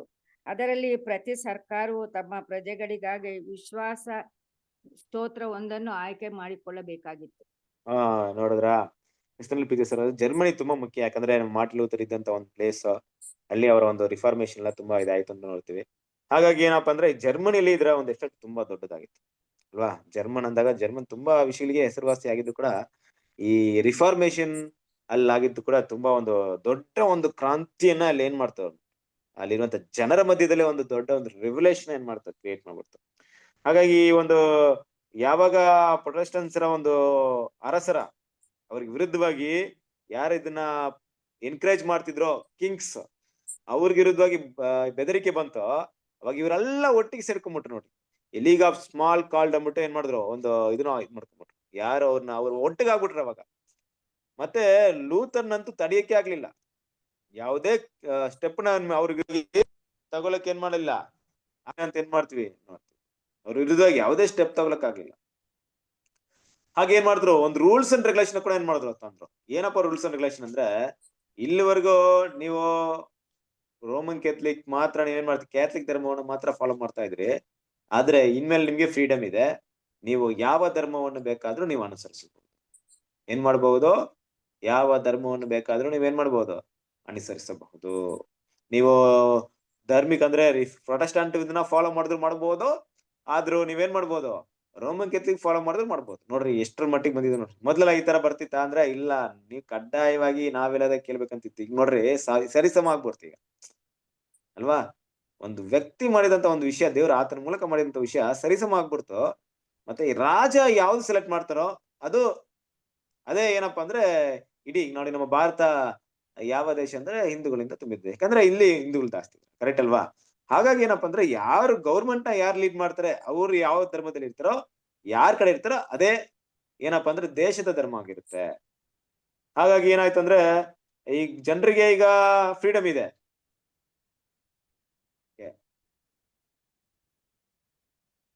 ಒಂದ್ ನಿಮಿಷ. ಓಕೆ, ಜನರಿಗೆ ಫ್ರೀಡಮ್ ಇದೆ. ಆದ್ರೆ ಏನಪ್ಪಾ ಅಂದ್ರೆ ಅದೇ ರೀತಿಯಾಗಿ ಒಂದು ಗೌರ್ಮೆಂಟ್ಗೂ ಭಯ ಇದೆ. ಏನಪ್ಪಾ ಅಂದ್ರೆ ಒಂದ್ ವೇಳೆ ತುಂಬಾ ಜನ ಪ್ರೊಟೆಸ್ಟೆಂಟ್ ಮತವನ್ನ ಏನಾದ್ರು ಆಯ್ಕೆ ಮಾಡ್ಬಿಟ್ರೆ, ನಾವೇನಾದ್ರು ರೋಮನ್ ಕೆತ್ಲಿಕ್ ಕಡೆ ಇದ್ರೆ ನಮ್ಗೆ ಅಪಾಯ ಇರುತ್ತೆ ಅನ್ನೋಂತ ಒಂದು ಭಯ ಕೂಡ ಏನಾಯ್ತು ಬಂತು ಅನ್ನೋ ವಿಷಯವನ್ನ ನಾವು ನೋಡ್ತೀವಿ. ಓಕೆ, ಕಂಟಿನ್ಯೂ ಮಾಡಿ. ಹಾಗೆ ವಾಸ್ತವವಾಗಿ ಆ ಕಾಲದ ರಾಜಕೀಯ ಪರಿಸ್ಥಿತಿಗಳಲ್ಲಿ ಅವರೊಡನೆ ಸುಧಾರಣೆಯ ನಾಯಕರುಗಳು ಕೂಡ ಕೆಲವೊಂದು ನೀತಿ ಮತ್ತು ಪೋಪನ ಅಧಿಕಾರದ ಕೆಲವು ತಪ್ಪು ಸಿದ್ಧಾಂತಗಳ ಬಗ್ಗೆ ಎಚ್ಚೆತ್ತುಕೊಳ್ಳುವುದು ಕೇವಲ ಆರಂಭವಾಗಿದ್ದು, ನಮ್ಮ ಶುದ್ಧೀಕರಣವನ್ನು ಹೆಚ್ಚು ಸಾಧ್ಯಂತವಾಗಿ ಮಾಡದಿರುವ ಬಗ್ಗೆ ಅವರನ್ನು ಖಂಡಿಸುವ ಬದಲಾಗಿ ಸರಿಯಾದುದರ ಕಡೆಗೆ ಅವರು ತೆಗೆದುಕೊಂಡ ಕ್ಷಿಪ್ರ ಪ್ರಗತಿಯನ್ನು ನೋಡುವಾಗ ನಮಗೆ ಆಶ್ಚರ್ಯವೆನಿಸುತ್ತದೆ. ಆದರೆ ಯಾವಾಗ ಪ್ರೊಟೆಸ್ಟಾಂತ ಸಭೆಗಳು ದೇಶದಲ್ಲಿ ಅನ್ಯೋನ್ಯಗೊಂಡವು ಮತ್ತು ಪ್ರಗತಿ ಮತ್ತು ಸುಧಾರಣೆಗಳು ಸ್ಥಗಿತಗೊಂಡವು, ತಕ್ಷಣದಲ್ಲಿ ಪಂಥಗಳು ರಚನೆಗೊಂಡವು ಮತ್ತು ಅವುಗಳು ರೋಮಿನ ಶಾಸನಗಳಂತೆಯೇ ಬಹಳ ಮಟ್ಟಿಗೆ ಜ್ಞಾನದ ಬೆಳವಣಿಗೆ ಫಲದಾಯಕವಲ್ಲದೆಯೂ ವಿರೋಧವಾಗಿಯೂ ಇತ್ತು. ರೋಮ್ಗಿಂತ ಸತ್ಯಕ್ಕೆ ಹತ್ತಿರವಾಗಿದ್ದರೂ ದಾಸತ್ವವು ಬಹಳಷ್ಟು ತೀವ್ರವಾಗಿತ್ತು. ನೋಡಿದ್ರ ಕ್ರಿಸ್ತನ ಪ್ರಿಯ ಸರಸ್ವರಿರೇ, ಇಲ್ಲಿ ತುಂಬಾ ಮುಖ್ಯವಾದಂತ ಒಂದು ಪಾಯಿಂಟ್ ನ ಗಮನಿಸ್ಬೇಕು. ರಿಫಾರ್ಮೇಶನ್ ಎಷ್ಟು ಸ್ಪೀಡ್ ಆಗಿತ್ತು ಅಂದ್ರೆ ತುಂಬಾ ವೇಗವಾಗಿ ಇತ್ತು ರಿಫಾರ್ಮೇಶನ್, ಅಲ್ವಾ? ಯಾಕಂದ್ರೆ ನಾವು ಚರಿತ್ರೆ ತಗೊಂಡು ನೋಡಿದ್ರೆ ಇಷ್ಟೊಂದು ಬದಲಾವಣೆ ಆಗಿರುತ್ತೆ ಅಂದ್ರೆ ರಿಫಾರ್ಮೇಶನ್ ತುಂಬಾ ವೇಗವಾಗಿತ್ತು. ಆದ್ರೆ ರಿಫಾರ್ಮೇಶನ್ ಈ ವೇಗಕ್ಕೆ ಕಾರಣ ಏನಪ್ಪಾ ಅಂದ್ರೆ ಸತ್ಯದ ಮಕ್ಕಳು ಮಾತ್ರ ಈ ಸತ್ಯವನ್ನ ಅಕ್ಸೆಪ್ಟ್ ಮಾಡಿದ್ರೆ ಈ ರೀತಿ ಆಯ್ತಾ ಅಂದ್ರೆ ಖಂಡಿತವಾಗ್ಲೂ ಇಲ್ಲ. ಸತ್ಯದ ಮಕ್ಕಳು ಮಾತ್ರ ಇಷ್ಟು ಅಂದ್ರೆ ನೋಡಿ, ಈಗ ರೋಮನ್ ಕೆಥಲಿಕ್ ಆಪೋಸಿಟ್ ಆಗಿ ಪ್ರೊಟೆಸ್ಟೆಂಟ್ ನಿಂತ್ಕೊಳ್ತಂದ್ರೆ ಈ ಪ್ರೊಟೆಸ್ಟೆಂಟ್ ಅಲ್ಲಿ ಇದ್ದವರೆಲ್ಲರೂ ಕೂಡ ಸತ್ಯದ ಮಕ್ಕಳಾಗ್ಬಿಟ್ರ ಅಂದ್ರೆ ಖಂಡಿತ ಇಲ್ಲ, ಅಲ್ವಾ? ಅದನ್ನ ನಾವೆಲ್ಲ ಅರ್ಥ ಮಾಡ್ಕೊಂಡ್ವಿ. ಸೊ ತುಂಬಾ ಬೇಗ ಪೋಪನ ಸಿದ್ಧಾಂತಕ್ಕೆ ವಿರುದ್ಧವಾಗಿ ಏನ್ ಮಾಡಿದ್ರು ಜನ, ತುಂಬಾ ಅರ್ಥ ಮಾಡ್ಕೊ ಸ್ಟಾರ್ಟ್ ಮಾಡಿದ್ರು. ಅವ್ರು ತಪ್ಪು ಅಂತ ಹೇಳಕ್ಕೆ ಶುರು ಮಾಡ್ಕೊಂಡ್ಬಿಟ್ರು, ಅಲ್ವಾ? ಅವ್ ಏನ್ ಮಾಡುದು, ನಾವಿನ್ನ ಶುದ್ಧರು, ನಾವ್ ಅದನ್ನೆಲ್ಲ ಮಾಡಲ್ಲ, ಇದು ತಪ್ಪು ಅನ್ನೋ ರೀತಿಲಿ ಅದನ್ನ ತುಂಬಾ ಬೇಗನೆ ಏನ್ ಮಾಡಿದ್ರು ಅರ್ಥ ಮಾಡ್ಕೊಂಡ್ರು. ಅದ್ ಮಾತ್ರವಲ್ಲ, ಈ ಪ್ರೊಟೆಸ್ಟೆಂಟ್ ಸಭೆ ಏನಾಯ್ತು, ಮೂಲೆಗೆ ಏನಾಯ್ತು ಶುರುವಾಗ್ಬಿಟ್ಟು ಎಲ್ಲ ಕಡೆ ಸ್ಪ್ರೆಡ್ ಆಯ್ತು. ಇಷ್ಟ ಬಂದಿದ್ ಕಡೆ ಇಲ್ಲೆಲ್ಲ ಅವ್ರಿಗೆ ಪ್ಲಾನ್ ಇತ್ತು, ಅಲ್ಲೆಲ್ಲ ಏನ್ ಮಾಡಿದ್ರು ಅದೆಲ್ಲ ಎಸ್ಟಾಬ್ಲಿಷ್ಮೆಂಟ್ ಆದ್ರೂ ಕೂಡ ಇಲ್ಲಿ ಏನಪ್ಪಾ ಬದಲಾವಣೆ ಆಗ್ಲಿಲ್ಲ ಅಂದ್ರೆ ಕೆಲವೊಂದು ವಿಷಯಗಳಲ್ಲಿ, ಅಲ್ವಾ, ರೋಮಿನ ಅಂತೇನೆ ಇದ್ಬಿಡ್ತು ರಿಫಾರ್ಮೇಶನ್. ಪ್ರೊಟೆಸ್ಟೆಂಟ್ ಅಲ್ಲಿ ಹೆಂಗಿತ್ತು ಸೇಮ್ ಅದಕ್ಕೆ ವಿರುದ್ಧವಾಗಿದ್ರು ಹೊರ್ತು, ಆದ್ರೆ ದೇವರ ಸತ್ಯದ ವಿಷಯಗಳಿರ್ಬೋದು, ಶುದ್ಧೀಕರಣ ವಿಷಯಗಳಿರ್ಬೋದು, ಅದು ಇನ್ನೂ ಕೂಡ ಏನಾಗ್ಲಿಲ್ಲ, ದೇವರ ಎಕ್ಸೆಪ್ಟ್ ಮಾಡಿದ ರೀತಿಯಲ್ಲಿ ಆ ಒಂದು ರಿಫಾರ್ಮೇಶನ್ ಅಂದ್ರೆ ಆ ಒಂದು ಶುದ್ಧೀಕರಣದ ಕೆಲಸ ನಡೀಲಿಲ್ಲ, ಸತ್ಯವನ್ನ ಬಿಟ್ಟು ಬರುವಂತ ಕೆಲಸ ನಡೀಲಿಲ್ಲ. ಕೆಲವೊಂದು ಟೈಮಲ್ಲಿ ಏನ್ ಮಾಡಿದ್ರು, ಅಪೋಸಿಟ್ ಆಗಿದ್ರು. ಅದೇ ರೋಮಿನ ಗುಣಗಳನ್ನ ಎಲ್ಲಿ ನೋಡ್ಬೋದಾಯ್ತು ಅಂದ್ರೆ ಪ್ರೊಟೆಸ್ಟೆಂಟ್ ಅಲ್ಲೂ ಕೂಡ ಏನ್ ಮಾಡ್ಬೋದಾಯ್ತು, ನೋಡ್ಬೋದು. ಅದಕ್ಕೆ ಬ್ರದರ್ ಮಾತಾಡ್ಬೇಕಾರೆ ಅದು ರೋಮ್ ಜನರಿಗಿಂತ ಅಂದ್ರೆ ಪೋಪ್ ಕ್ಯಾಥಲಿಕ್ ಸಮಯ ಇದಕ್ಕಿಂತ ಸತ್ಯಕ್ಕೆ ತುಂಬಾ ಹತ್ರವಾಗಿತ್ತು, ಆದ್ರೆ ಅದೇ ದಾಸತ್ವದಲ್ಲೇ ಇತ್ತು, ಅಲ್ವಾ? ಅದೇ ರೀತಿ ಏನಾಯ್ತು, ಅದೇ ಒಂದು ಕೆಲವೊಂದು ಆಚಾರ ವಿಚಾರಗಳಿಗೆ ಇವರು ಕೂಡ ಒಳ್ಕೊಂಡ್ರು. ಇವ್ರದೇ ಆದಂತ ಕೆಲವೊಂದು ವಿಚಾರಣ ತಂದ್ಬಿಟ್ರು ಯಾರು ಪ್ರೊಟೆಸ್ಟೆಂಟ್ರು ಕೂಡ, ಅಲ್ವಾ? ಎಷ್ಟೇ ಸುಧಾರಣೆಗಳಿದ್ರು ಅದು ಕಂಪ್ಲೀಟ್ ಆಗಿ ಸುಧಾರಣೆ ಆಗ್ಲಿಲ್ಲ. ಶುದ್ಧೀಕರಣದ ಕೆಲಸ ಎಷ್ಟೇ ಆರಂಭವಾಗಿದ್ರು ಅದು ಕಂಪ್ಲೀಟ್ ಆಗಿ ಶುದ್ಧೀಕರಣ ಆಗ್ಲಿಲ್ಲ, ಅಲ್ವಾ? ಈ ಕಾಲದಿಂದ ಏನಾಯ್ತು ಅಂತ ನೋಡ್ಬೇಕಾದ್ರೆ ಕೊನೆ ಒಂದು ಪಾಯಿಂಟ್ ಮಾತ್ರ ಓದ್ಬಿಟ್ಟು ಮುಗಿಸ್ಬಿಡೋಣ.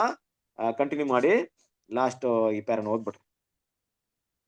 ಈ ಹಿಂದೆ ಪೋಪನ ಅಧಿಕಾರದಲ್ಲಿ ಸತ್ಯಕ್ಕೆ ಅನ್ಯಾಯ ಮಾಡುವಂತ ಕಾರ್ಯವೆಸಗಿದ್ದ ಹಾಗೆಯೇ ಸಭೆ ಮತ್ತು ದೇಶದ ನಡುವೆ ಅದೇ ರೀತಿಯ ಅನ್ಯೋನ್ಯತೆಯು ಹಾನಿ ಮಾಡಿತು.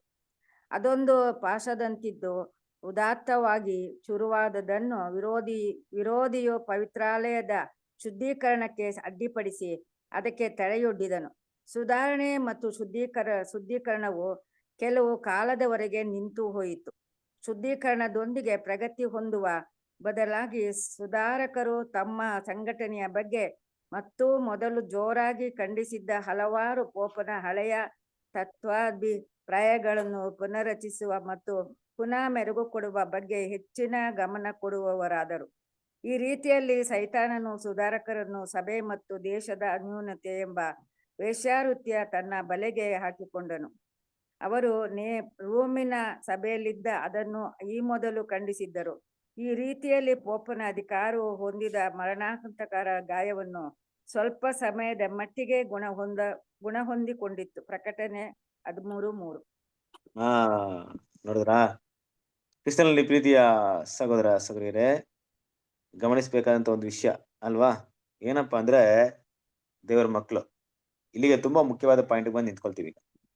ಈ ರೀತಿಯಾಗಿ ಈ ಸುಧಾರಣೆ ಮಾಡಕ್ಕೆ ಶುರು ಮಾಡಿದ್ರು. ಯಾರು? ಮಾರ್ಟಿನ್ ಲೂಥರ್ ಮತ್ತೆ ಆತನ ಜೊತೆಗಿದ್ದವರು. ನೋಡಿ, ಈಗ ಜಾನ್ ಕೆಲ್ವಿನ್ ನೋಡಿದ್ವಿ, ಜಿಂಕ್ಲಿನ್ ನೋಡಿದ್ವಿ.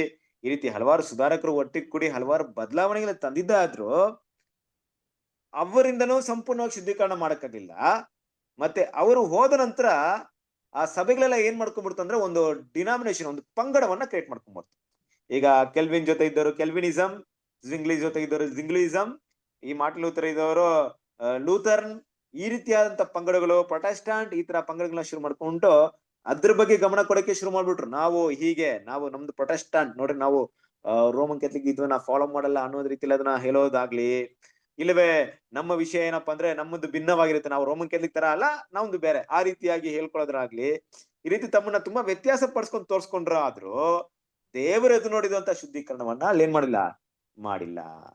ದೇವ್ರ ಎಕ್ಸೆಪ್ಟ್ ಮಾಡೋ ಶುದ್ಧೀಕರಣ ಮಾಡಿಲ್ಲ. ಎಷ್ಟು ಸ್ಪೀಡ್ ಆಗೋದು ಹೋಯ್ತೋ ಅಲ್ಲೇ ಸ್ಟಾಪ್ ಆಗ್ಬರ್ತದೆ. ಆ ಶುದ್ಧೀಕರಣ ಪ್ರೋಸೆಸ್ ಮುಂದುವರಿಲಿಲ್ಲ ಅಲ್ವಾ? ಇನ್ನೂ ತಮ್ಮನ್ನ ಶುದ್ಧೀಕರಣ ಇನ್ನೂ ಕ್ಲೀನ್ ಮಾಡ್ಕೊಬೇಕಾಯ್ತು. ಇನ್ನು ಸಭೆನ ಕ್ಲೀನ್ ಮಾಡುವಂತ ಕೆಲಸದಲ್ಲಿ ಮುಂದುವರಿದೆ, ಸಭೆನ ಕಟ್ಟುವಂತ ಕೆಲಸದಲ್ಲಿ ಕೈ ಹಾಕ್ಬಿಟ್ರು. ಸಭೆ ಕಟ್ಟೋದಂದ್ರೆ ಏನು? ಅಲ್ಲೆಲ್ಲಿ ಸಭೆ ಕಟ್ಕೊಳ್ಳೋದು, ನಾವೇ ಸಪ್ರೇಟ್, ಅಲ್ಲೇ ಕಾಣಿಕೆ ವಸೂಲಿ ಮಾಡೋದು, ಎಲ್ಲ ಮಿಕ್ಕಿದೆಲ್ಲ ಆಸ್ ಇಟ್ ಈಸ್ ಅದೇ ತರ, ಏನೋ ಚೇಂಜಸ್ ಅಲ್ವಾ?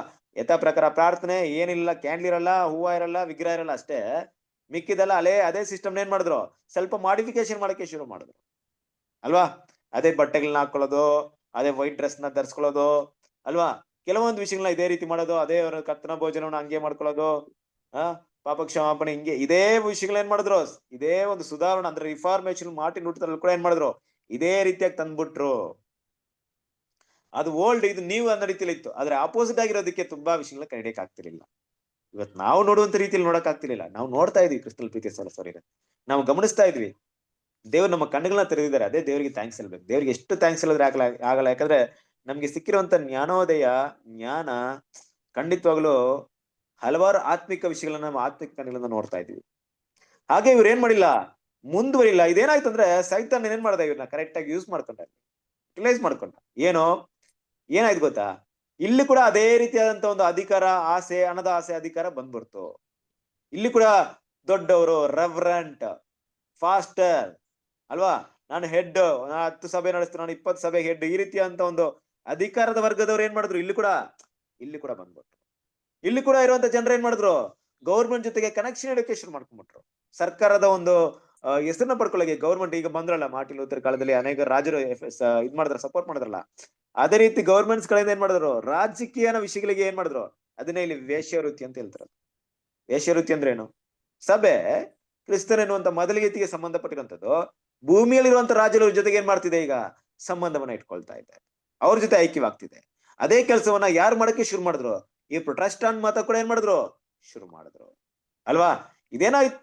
ಆಯ್ತಪ್ಪ ಅಂದ್ರೆ ಆ ಆಂಟಿ ಕ್ರೈಸ್ಟ್ಗೆ ಒಂದು ಬಲವಾದಂತ ಗಾಯ ಬಿತ್ತು ಮಾರ್ಟಿನ್ ಲೂಥರ್ ಕಾಲದಲ್ಲಿ.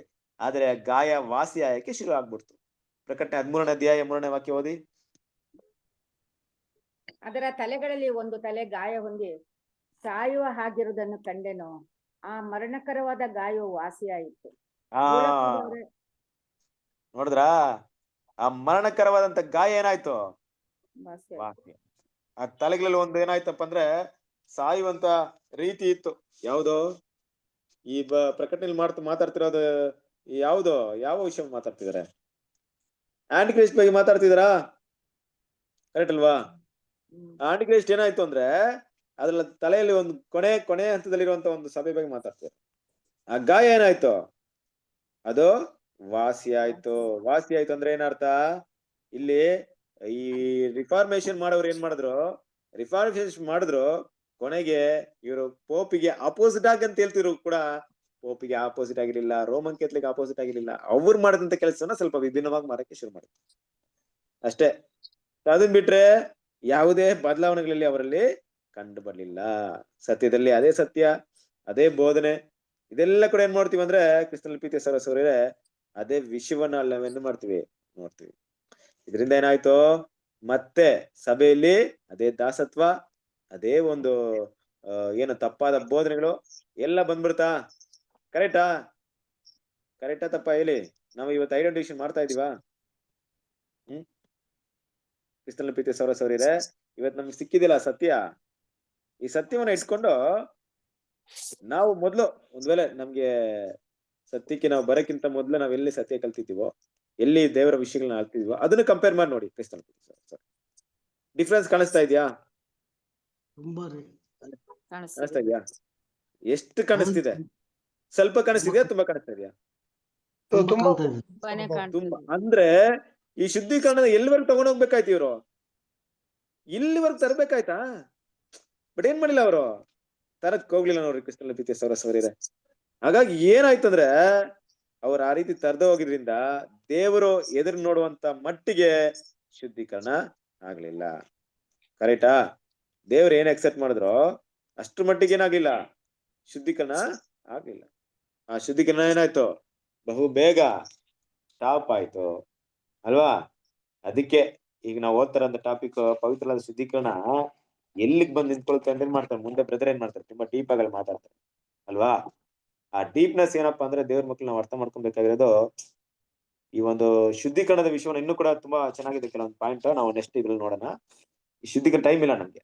ಈ ಶುದ್ಧೀಕರಣದ ವಿಷಯವನ್ನ ನಾವು ಕ್ಲೀನ್ ಆಗಿ ಅರ್ಥ ಮಾಡ್ಕೊಂಡ್ರೆ ಮಾತ್ರ ದೇವ್ರು ಇವತ್ತು ನಮ್ಗೆ ಕೊಟ್ಟಿರುವಂತ ಶುದ್ಧೀಕರಣದ ಒಂದು ಪ್ರಾಮುಖ್ಯತೆ, ಈ ನಿಜವಾಗ್ಲೂ ಸಭೆ ಎಷ್ಟು ಮಟ್ಟಿಗೆ ಶುದ್ಧೀಕರಣ ಆಗಿದೆ ಅನ್ನೋ ವಿಷಯವನ್ನ ನಾವು ಅರ್ಥ ಮಾಡ್ಕೊಬೇಕಾಗುತ್ತೆ. ಓಕೆನಾ? ಸೊ ಬರುವಂತ ದಿನಗಳಲ್ಲಿ ನೋಡೋಣ. ಪೇಜ್ ನಂಬರ್ 61 ಅಲ್ಲಿ ನಿಲ್ಲಿಸಿರ್ತೀನಿ. ಓಕೆ, ನೆಕ್ಸ್ಟ್ ಒಂದು ವಿಷಯದಲ್ಲಿ ಮುಂದೆ ಬರುವಂತ ಎಲ್ಲ ಒಂದು ವಿಷಯಗಳನ್ನ ನಾವು ಸ್ಟಡಿ ಮಾಡೋಣ. ದೇವರು ಈ ಪಾಠವನ್ನ ಆಶೀರ್ವದಿಸಲಿ. ಪ್ರಾರ್ಥನೆ ಮಾಡಿ ಮುಗಿಸೋಣ.